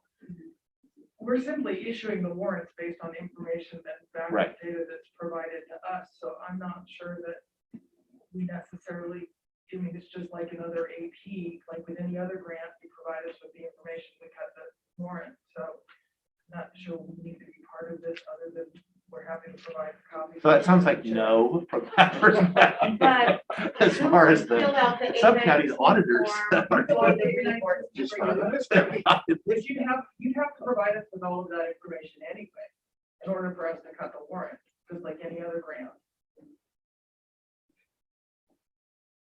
So that sounds like why Well, there needs to be. a discussion. actually, my grants, I don't know that I have a grant that works that way with the auditor's office.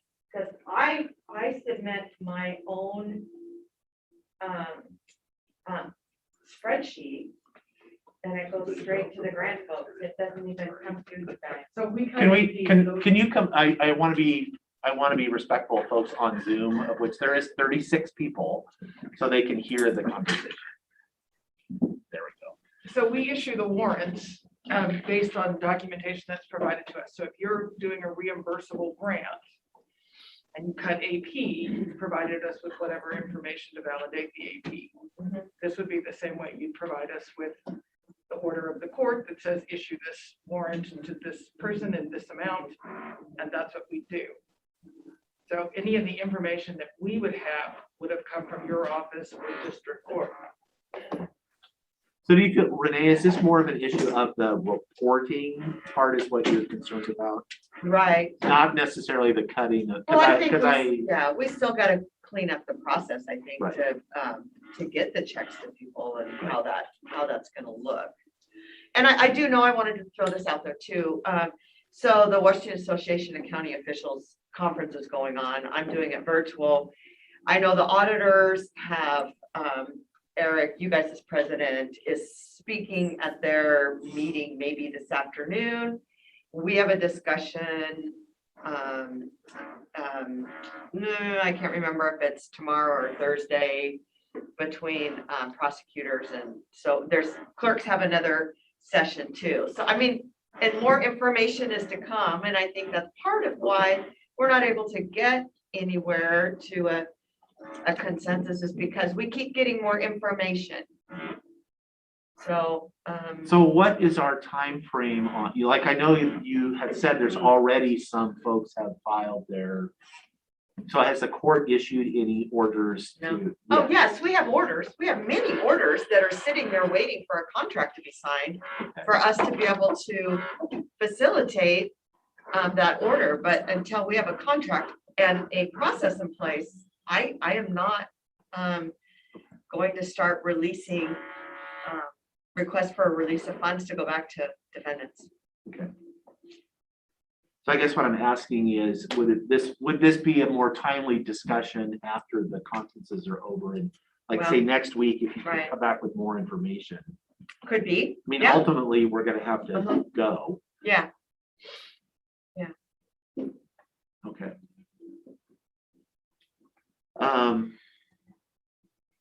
What's our schedule look like?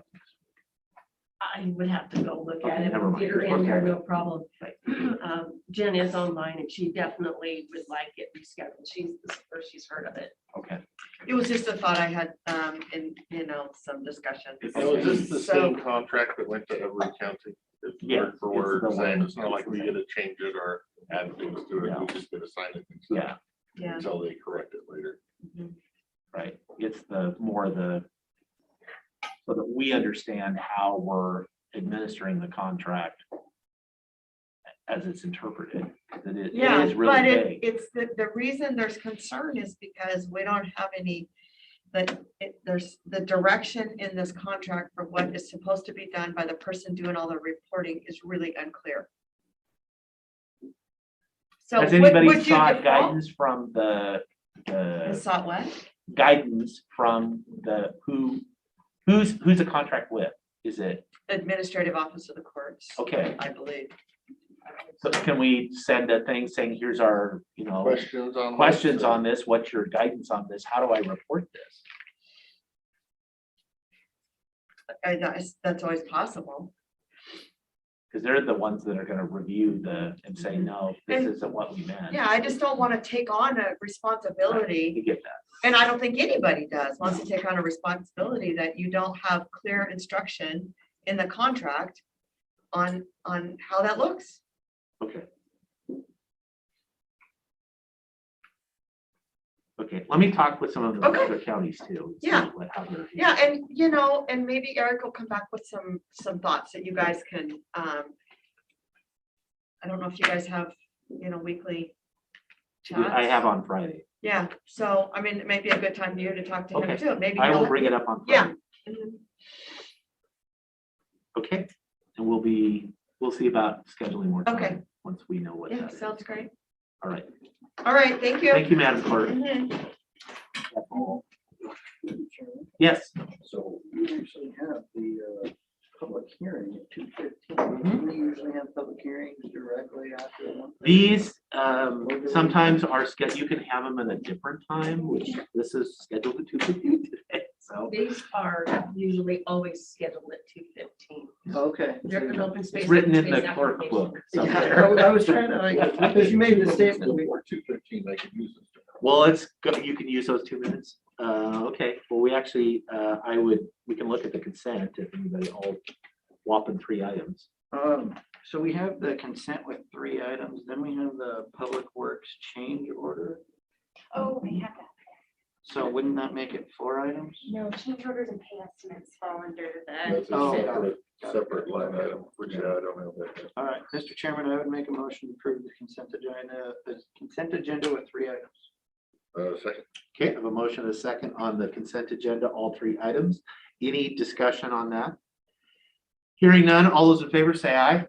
Aye. Aye, the motion passes. That's consent. Yeah, that's that down. There you go. Oh, take one down. Take one down and pass it around. Yes. 3 change orders on the wall or whatever it is. Mr. Chairman, I would make a motion to approve change order number 2 for the Roosevelt Grade Overlay CRP 362 Federal Aid number STPR-N201-0001, contract number TA-7079 in the amount of $630,000. This change order provides for the additional depth of 0.17 feet of CL 3/4 inch HMA PG 2864 on 5 miles of the Roosevelt Grade Road, also known as about 2 inches. I hear a second on that. Change order, yeah. Okay. I have a motion and a second on change order number 2. This is to add apparently 2 inches of asphalt on the Roosevelt Grade project on the 5 miles of Roosevelt Grade. Any further discussion on this? Hearing none, all those in favor say aye. Aye. Aye, motion passed. Okay, we have, I can give you 4 minutes. I don't need that long, but I'll take 2. Okay, we're, But you do still have AP too, I believe. oh, we do. Pay the bills first and then you can, then you can float away. That's fine. I need to get my paper file. Mr. Chairman, I make a motion, we pay the accounts payable warrants in the amount of $144,369.21. And the payroll benefit warrants in the amount of $0 for the date ending October 4th, 2021. Second. Motion a second to pay the bills. Any discussion on those? There being none, all those in favor, say aye. Aye. Aye, motion passed. Now we go. No, you still got, we actually have 5 minutes because we can't start before the published time. So we're gonna recess for 5 minutes. We'll be back at 2:15. I will make that motion. Well, by, what is that, constructive By- something, if 2 of you leave, it's over. You don't even need a motion.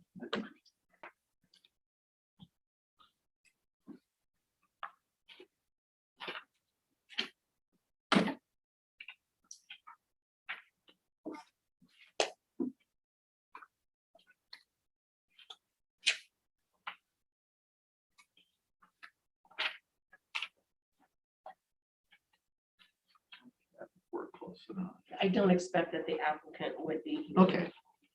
Okay, I will reopen our commissioner meeting. I will declare a public hearing open for the purpose of this hearing is to consider an application for classification of parcel numbers 04-16-1900-0002/00 and parcel 04-16-2032-000400 to the open space, farm and agriculture conservation land current use assessment under chapter 84.34 of the RCW, consisting of approximately 385.77 acres. The applicant is Floyd Bartmus.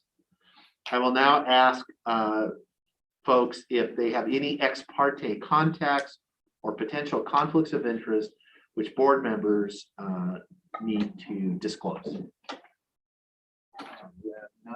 I don't, but. I have none. Your approximate acreage seems pretty specific. I know, I'm reading from the report. Well, see, the county says 384.11. Oh, well, that's why I said approximately, so. Okay, I have none, no ex parte contacts to disclose either. Okay, we will start with a brief staff review. Are you going to provide, assessor staff provides a brief overview of the current use program applied for and generally offers their opinions. If you can come forward, Mr. Bellamy, tell folks online. Thank you. Mike Bellamy with the Klickitat County Assessor's Office. I have just a few packets, if I could pass these around. I don't know who all would need them. Those are the same comments that you had supplied to me earlier. This is the it starts with the memorandum from our office that I had supplied to you earlier. It's probably part of the package Yes, it is. already, I would imagine. I thought I'd bring it down just because this essentially sums up the position of the assessor's office, that we recommend the approval of this application, that because Mr. Bartmus is disabled and is not only incapable of operating a commercial agricultural venture, he has really struggled in the last several years to be able to get somebody to lease the property as well. It is almost 400 acres of prime grazing land that has been used in the past, could be used in the future. And removing it from this program is going to not only put a tax burden on him for having to pay those taxes back, the additional tax interest and penalty that comes up whenever property is removed out of one of these programs, but then in the future, moving forward, to be able to pay his annual property taxes. I don't know what he would do with that, but if that would definitely provide incentive to parcel up the land and sell it off instead of maintaining it as a large open piece of ground that could be used in the future to graze cattle, just as it has been in the past. I printed out his parcel. The home site parcel is receiving a senior disabled exemption currently. While I can't divulge all the details from his file on that because it's prohibited under RCW 4256-230 section 4B, that what I can tell you is that he is and has provided proof of his disability to our office to receive this exemption. And the home parcel is not this parcel. The home parcel is one of these. His exemption is on the actual home where he lives and up to 5 acres of parcel 04161900000200. That's the home parcel. Yeah, and again, it's only an exemption on the buildings for with his home, the house where he lives, and 5 acres of the ground. I did provide a copy of Washington Administrative Code 458-30-242, where it's highlighted the specific requirement under section 3A, previously classified as farm and agricultural land under RCW 843420, section 2, that no longer meets the criteria for classification under that section. You may want to read through a couple of the examples that are given in this administrative code. One of which is for a piece of property that had not been enrolled before in the Farm and Ag program, but had been farmed, and the owner in this scenario becomes disabled and is no longer able to farm his property. That would be eligible for the Farm and Ag Conservation Program. The other example being a widow who is not able to, who has been in the program, in the Farm and Ag program, who is not going to be able to continue the commercial agricultural venture on her own. As another example, obviously several different examples could come up, but I think that Mr. Bartmus's case is pretty close to an example of what these two examples indicates. He's disabled and unable to manage his farm and agricultural venture. He's not able to consistently keep a lease agreement going. Again, because of the extent of his disabilities. And it's land that has been previously in the Farm and Ag program that no longer meets the criteria because of that, but that could at a future date easily go back into agricultural production and qualify again for just the regular Farm and Ag program. How does it go in the future to do that? If he decides, or wife or son or whoever down the road says, hey, I locked in this lease for 10 years, they just come to you and get it back in the original program? Yeah, it's just simply a matter of reapplying. Again, just as he had to apply to transfer from the regular Farm and Ag program into the conservation, they at that point would apply to transfer from the conservation back into the regular Farm and Ag program. The next question I have. I'm actually gonna hold that, because I do have to follow, this is a formal, I have to follow the procedural process, so this is, you will, I have to open it up to public testimony, then you can ask questions. Oh, sure. I'm not anticipating a lot of, but. That essentially concludes my statement in the position of the assessor's office.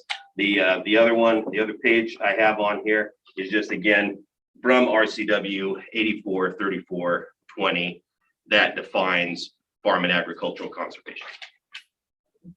Thank you. I will now open up the public hearing for the purpose of receiving public testimony.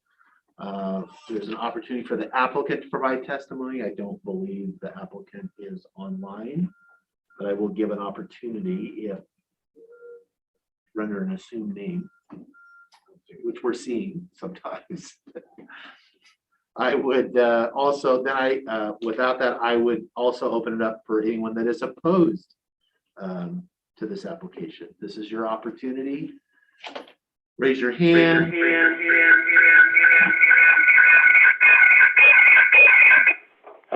Hello there.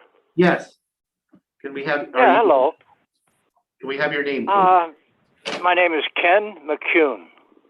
In Goldendale here. Go ahead. I'm a friend of Mr. Bartmus.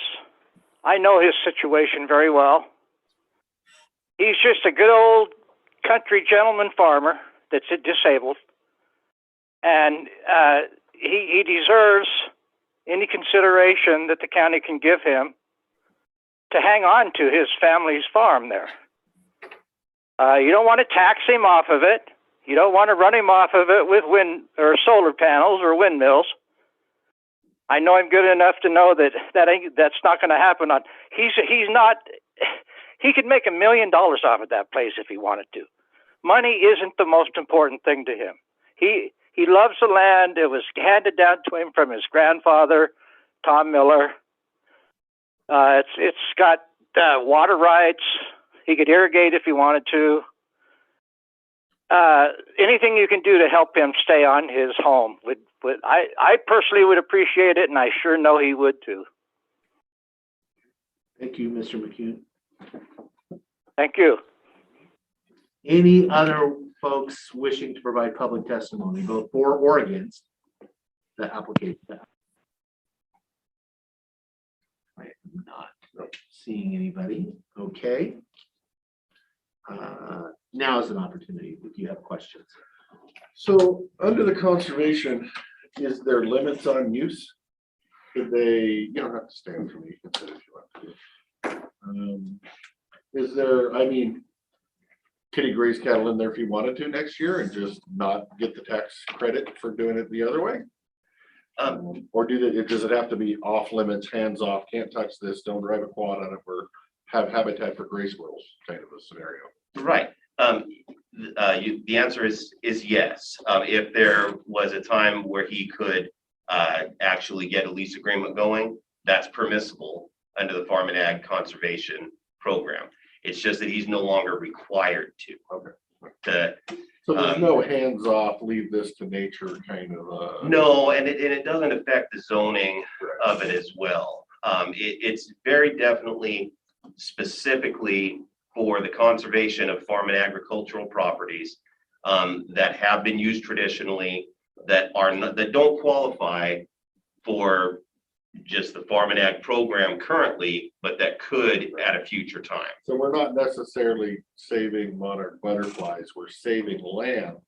So a future generation might be able to grow wheat. That's correct. So that was my clarification. Right. Yeah, and again, conservation is to conserve it for farming. For farming use, Farming absolutely. use later, right? Yep. Just clarifying. Sometimes we use the word conservation to mean other things than what I think they should be. That's why I was. Yes, that works. Right. I appreciate that. Yeah, and it would be a simple matter of just reapplying Right. for the regular farm program to just transfer again, just as he's I transferring would now. imagine you would have to stand here and ask, and then we would have to.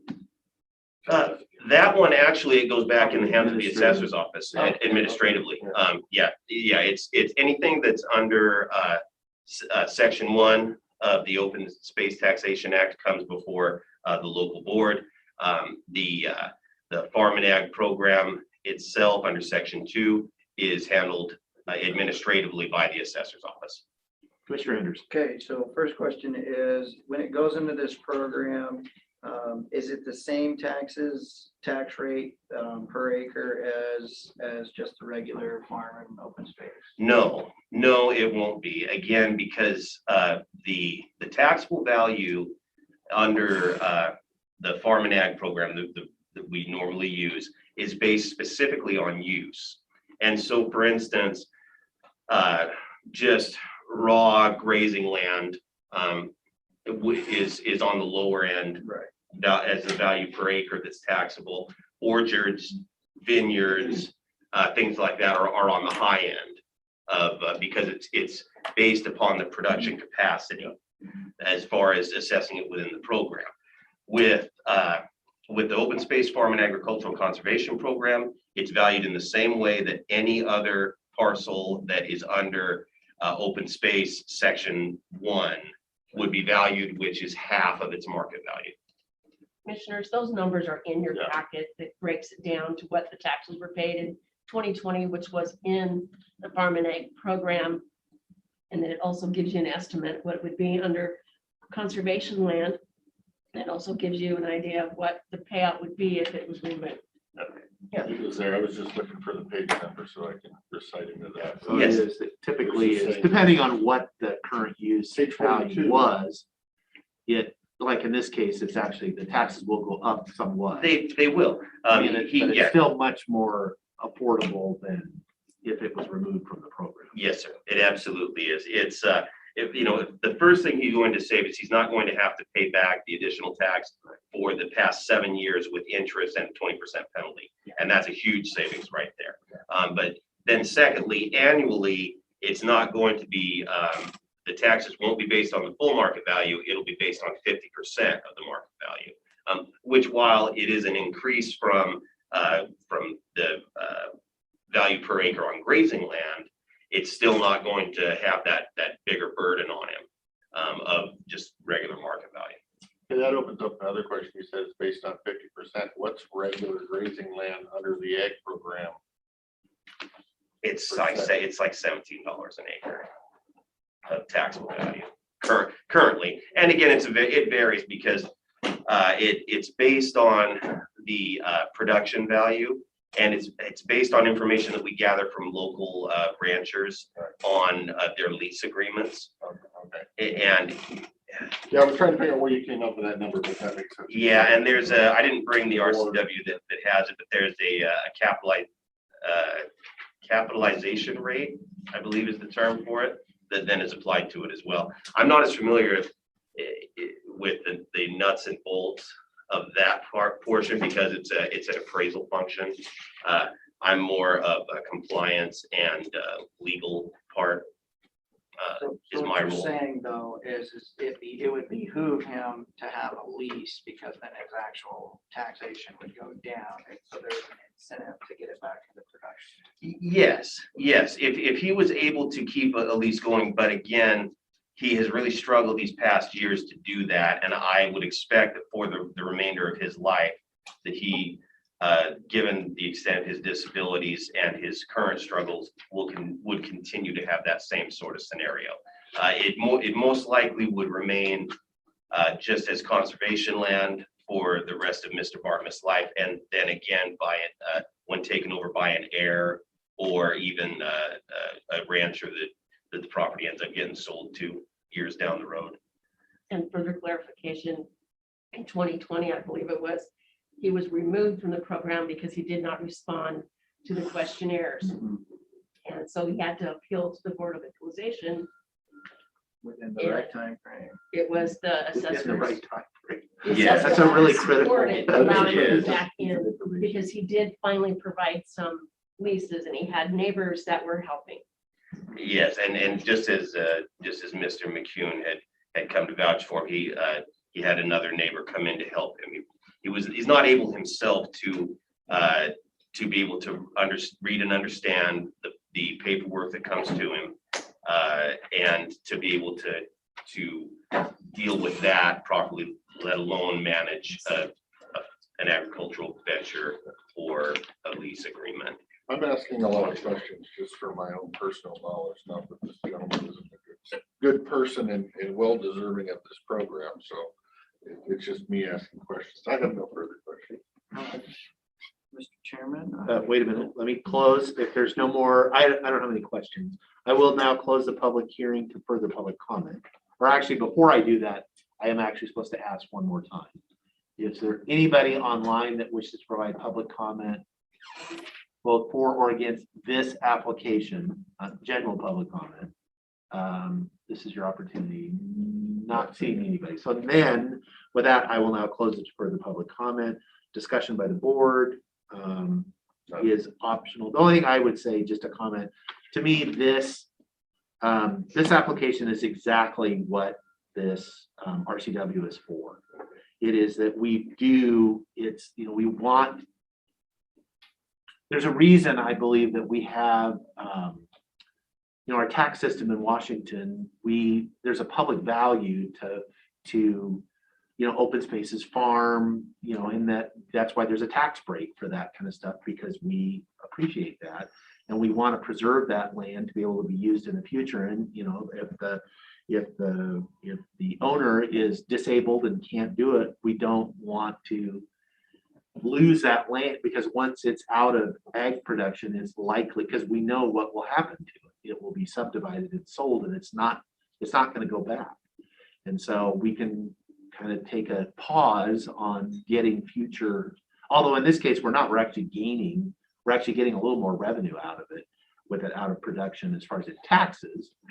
And it does incentivize to get it back into production, and then someday it'll go back into production and we'll go on our way. So I definitely support this application.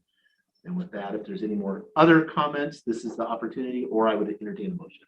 I was just gonna ask, since it was brought up by Mr. McCune, and this is an area up there, in terms of if like an heir wanted to put solar panels on it, they would have to then pull it out from the program and put it into whatever program that is. It doesn't change the zoning, it doesn't change all that. That's correct, sir. They would have to, upon putting in solar panels on that property, it would have to come out of the open space farm and conservation program. And he'd still be paying. Yes, 7 years. the additional taxes with interest and penalty would be applicable then. And it would be become based due on and what payable. he's currently paying, not based on what he was. So Correct. Because it's a half, whatever, 50% difference. Yep. Mr. Chairman, I'm ready to make a motion. Mr. Chairman, I would move to accept the application for classification, reclassification of a property as open space farm and agricultural conservation land for application numbers of OS-FCL-2021-01 applicant Bartmus, parcels number 04161900000200 and 404162032000400 for a total of 385.773 acres. Commissioner, Yes, I know. Here comes the clerk. and Yeah. There's Your some motion, certain things need to continue. here's your motion there. It's in your packet. Well, The, that's what I get Use the blue card. Mr. Chairman, I would love to Amend your motion. amend my motion to approve the application for classification to open space farm and agricultural conservation land, current use assessment application number OS-FCL-2021-01 applicant Floyd Bartmus, and direct staff to prepare the findings of fact and conclusions consistent with the board discussion for consideration on October 12th, 2021. I will happily second and wish this gentleman good health. Okay, I have a motion and a second to approve the application for classification to open space farm and ag conservation land current use assessment. Along. All those in favor say aye. Aye. Aye. Aye, motion passes. I will inform, please inform the applicant. They will be advised in writing of the board's decision. If which the applicant has received a favorable decision in whole or in part, they will be sent an open space taxation agreement, which may contain conditions as imposed by the granting authority. It will be necessary to sign and return the agreement within the stated timeline. So with that, I will now close the hearing. So, good. Thank you, sir. Thank you, gentlemen. Really informative. Next up is prosecuting attorney David Cannell, pending issues, some of which may qualify or may not for executive session. Sir, you don't have anything at this time? Okay, you're not going anywhere? There is something we probably should talk about. Okay, that's what I thought. Well, do we want to figure out? Yeah, what did you need before we go take your turn? What's that? I'm waiting for HR's time. Okay, Piggyback on that. okay, Well, it's kind of the is same. yours open? Is yours open? Can we do yours first? Well, part of HR is. I know part of HR is gonna be open and part of it's not, but we could do, maybe if HR's available, they could do their open session and we could do you and then Saw we're. him run down the hall, so. You know, So it's at the apple cart. no, there's the That's apples have that's been my flung job, all sir. over the place. It's okay. I'm getting good at dodging apples, so. Well, that's what I had for lunch, so. Dodging apples. I did. You caught the apple. I did. Sorry. Okay, he likes to go last. Thank you very much. Appreciate it. I know it's terrible. Okay, open session, HR stuff first. Well, that's what she told you anyway. Yeah. You go on over there, I'll be. Charge the hill and turn around. There's nobody behind you. There she is. Oh, okay. Hi. Catch your breath, it's okay. Right? Why is the chair down so low? No, I just would request a verbal to advertise for a communication officer position. There's already a position that they are currently advertising for, and they would like to change it to 2 vacancies because they received a retirement notification at the end of the year. So there is an opportunity that it might be double filled. It would be less than a month though. And so, because it's taking longer to fill those positions, we're just requesting to get the verbal to post that. Volume discount maybe. Okay, here we go. It will, if I may, it will add to our supplemental budget request. Definitely in the neighborhood of $10,000 for this 2 months. You're assuming you're If going you to. can If get them you're- out, yeah, and get them into training, that's the thing. It's Yeah. have them trained at least 2 months before that retiree leaves. if you get two solid folks and they're gung ho and they're both want to, I think we'll deal with the other piece of it. I always say stop while you're here. Thank you. Full disclosure. Way to think positive. Full disclosure. Okay, Open, closed. that's it. Close, all closed. Executive session. This would be a close, you want to do Is he negotiation? going before him an executive? Which executive are we doing first? He probably doesn't want me in his. So We go he's- first? In favor? Okay. Okay, so that would be a closed session for union negotiations, is that correct? Yes, sir. Or how long are you anticipating? 15 minutes, probably up to a half hour, but 15 minutes for sure. Do 15 minutes. And we want to let everybody online know and shut this thing down. Yes. Yeah, because we won't come back. I mean, we'll come back, but we're not going to take any action on anything. Yeah, so we are going to, our only other items on our executive session, we do not, so we're going to kick everybody off. We're not anticipating coming back and taking any actions or having any open session discussion. So Want to explain the executive session under what? under, yes, I will make the announcement. And then his two simple. Right. And they can't hear. So we will go into executive session in accordance with RCW 42.30.140 this is a closed session to discuss collective bargaining, proposals, negotiations, grievances, mediation and or arbitration proceedings, all associated with collective bargaining. And then we will have another executive session in accordance with RCW 42.30.110 This is for pending litigation that will be with the prosecuting attorney. Yeah, I will. So when we adjourn, we will adjourn. When we adjourn, we will adjourn our regular meeting until 9 a.m. on Thursday, October 7th. We have scheduled workshops. We also are attending the the commissioners will be attending the Klickitat County Public Economic Development Authority meeting tonight, beginning at 6 p.m. That meeting will be held on Zoom. The links are on the county website. That is open to the public if you want. That's the Economic Development Authority. So with that, we're going to go into the first executive session. We're going to start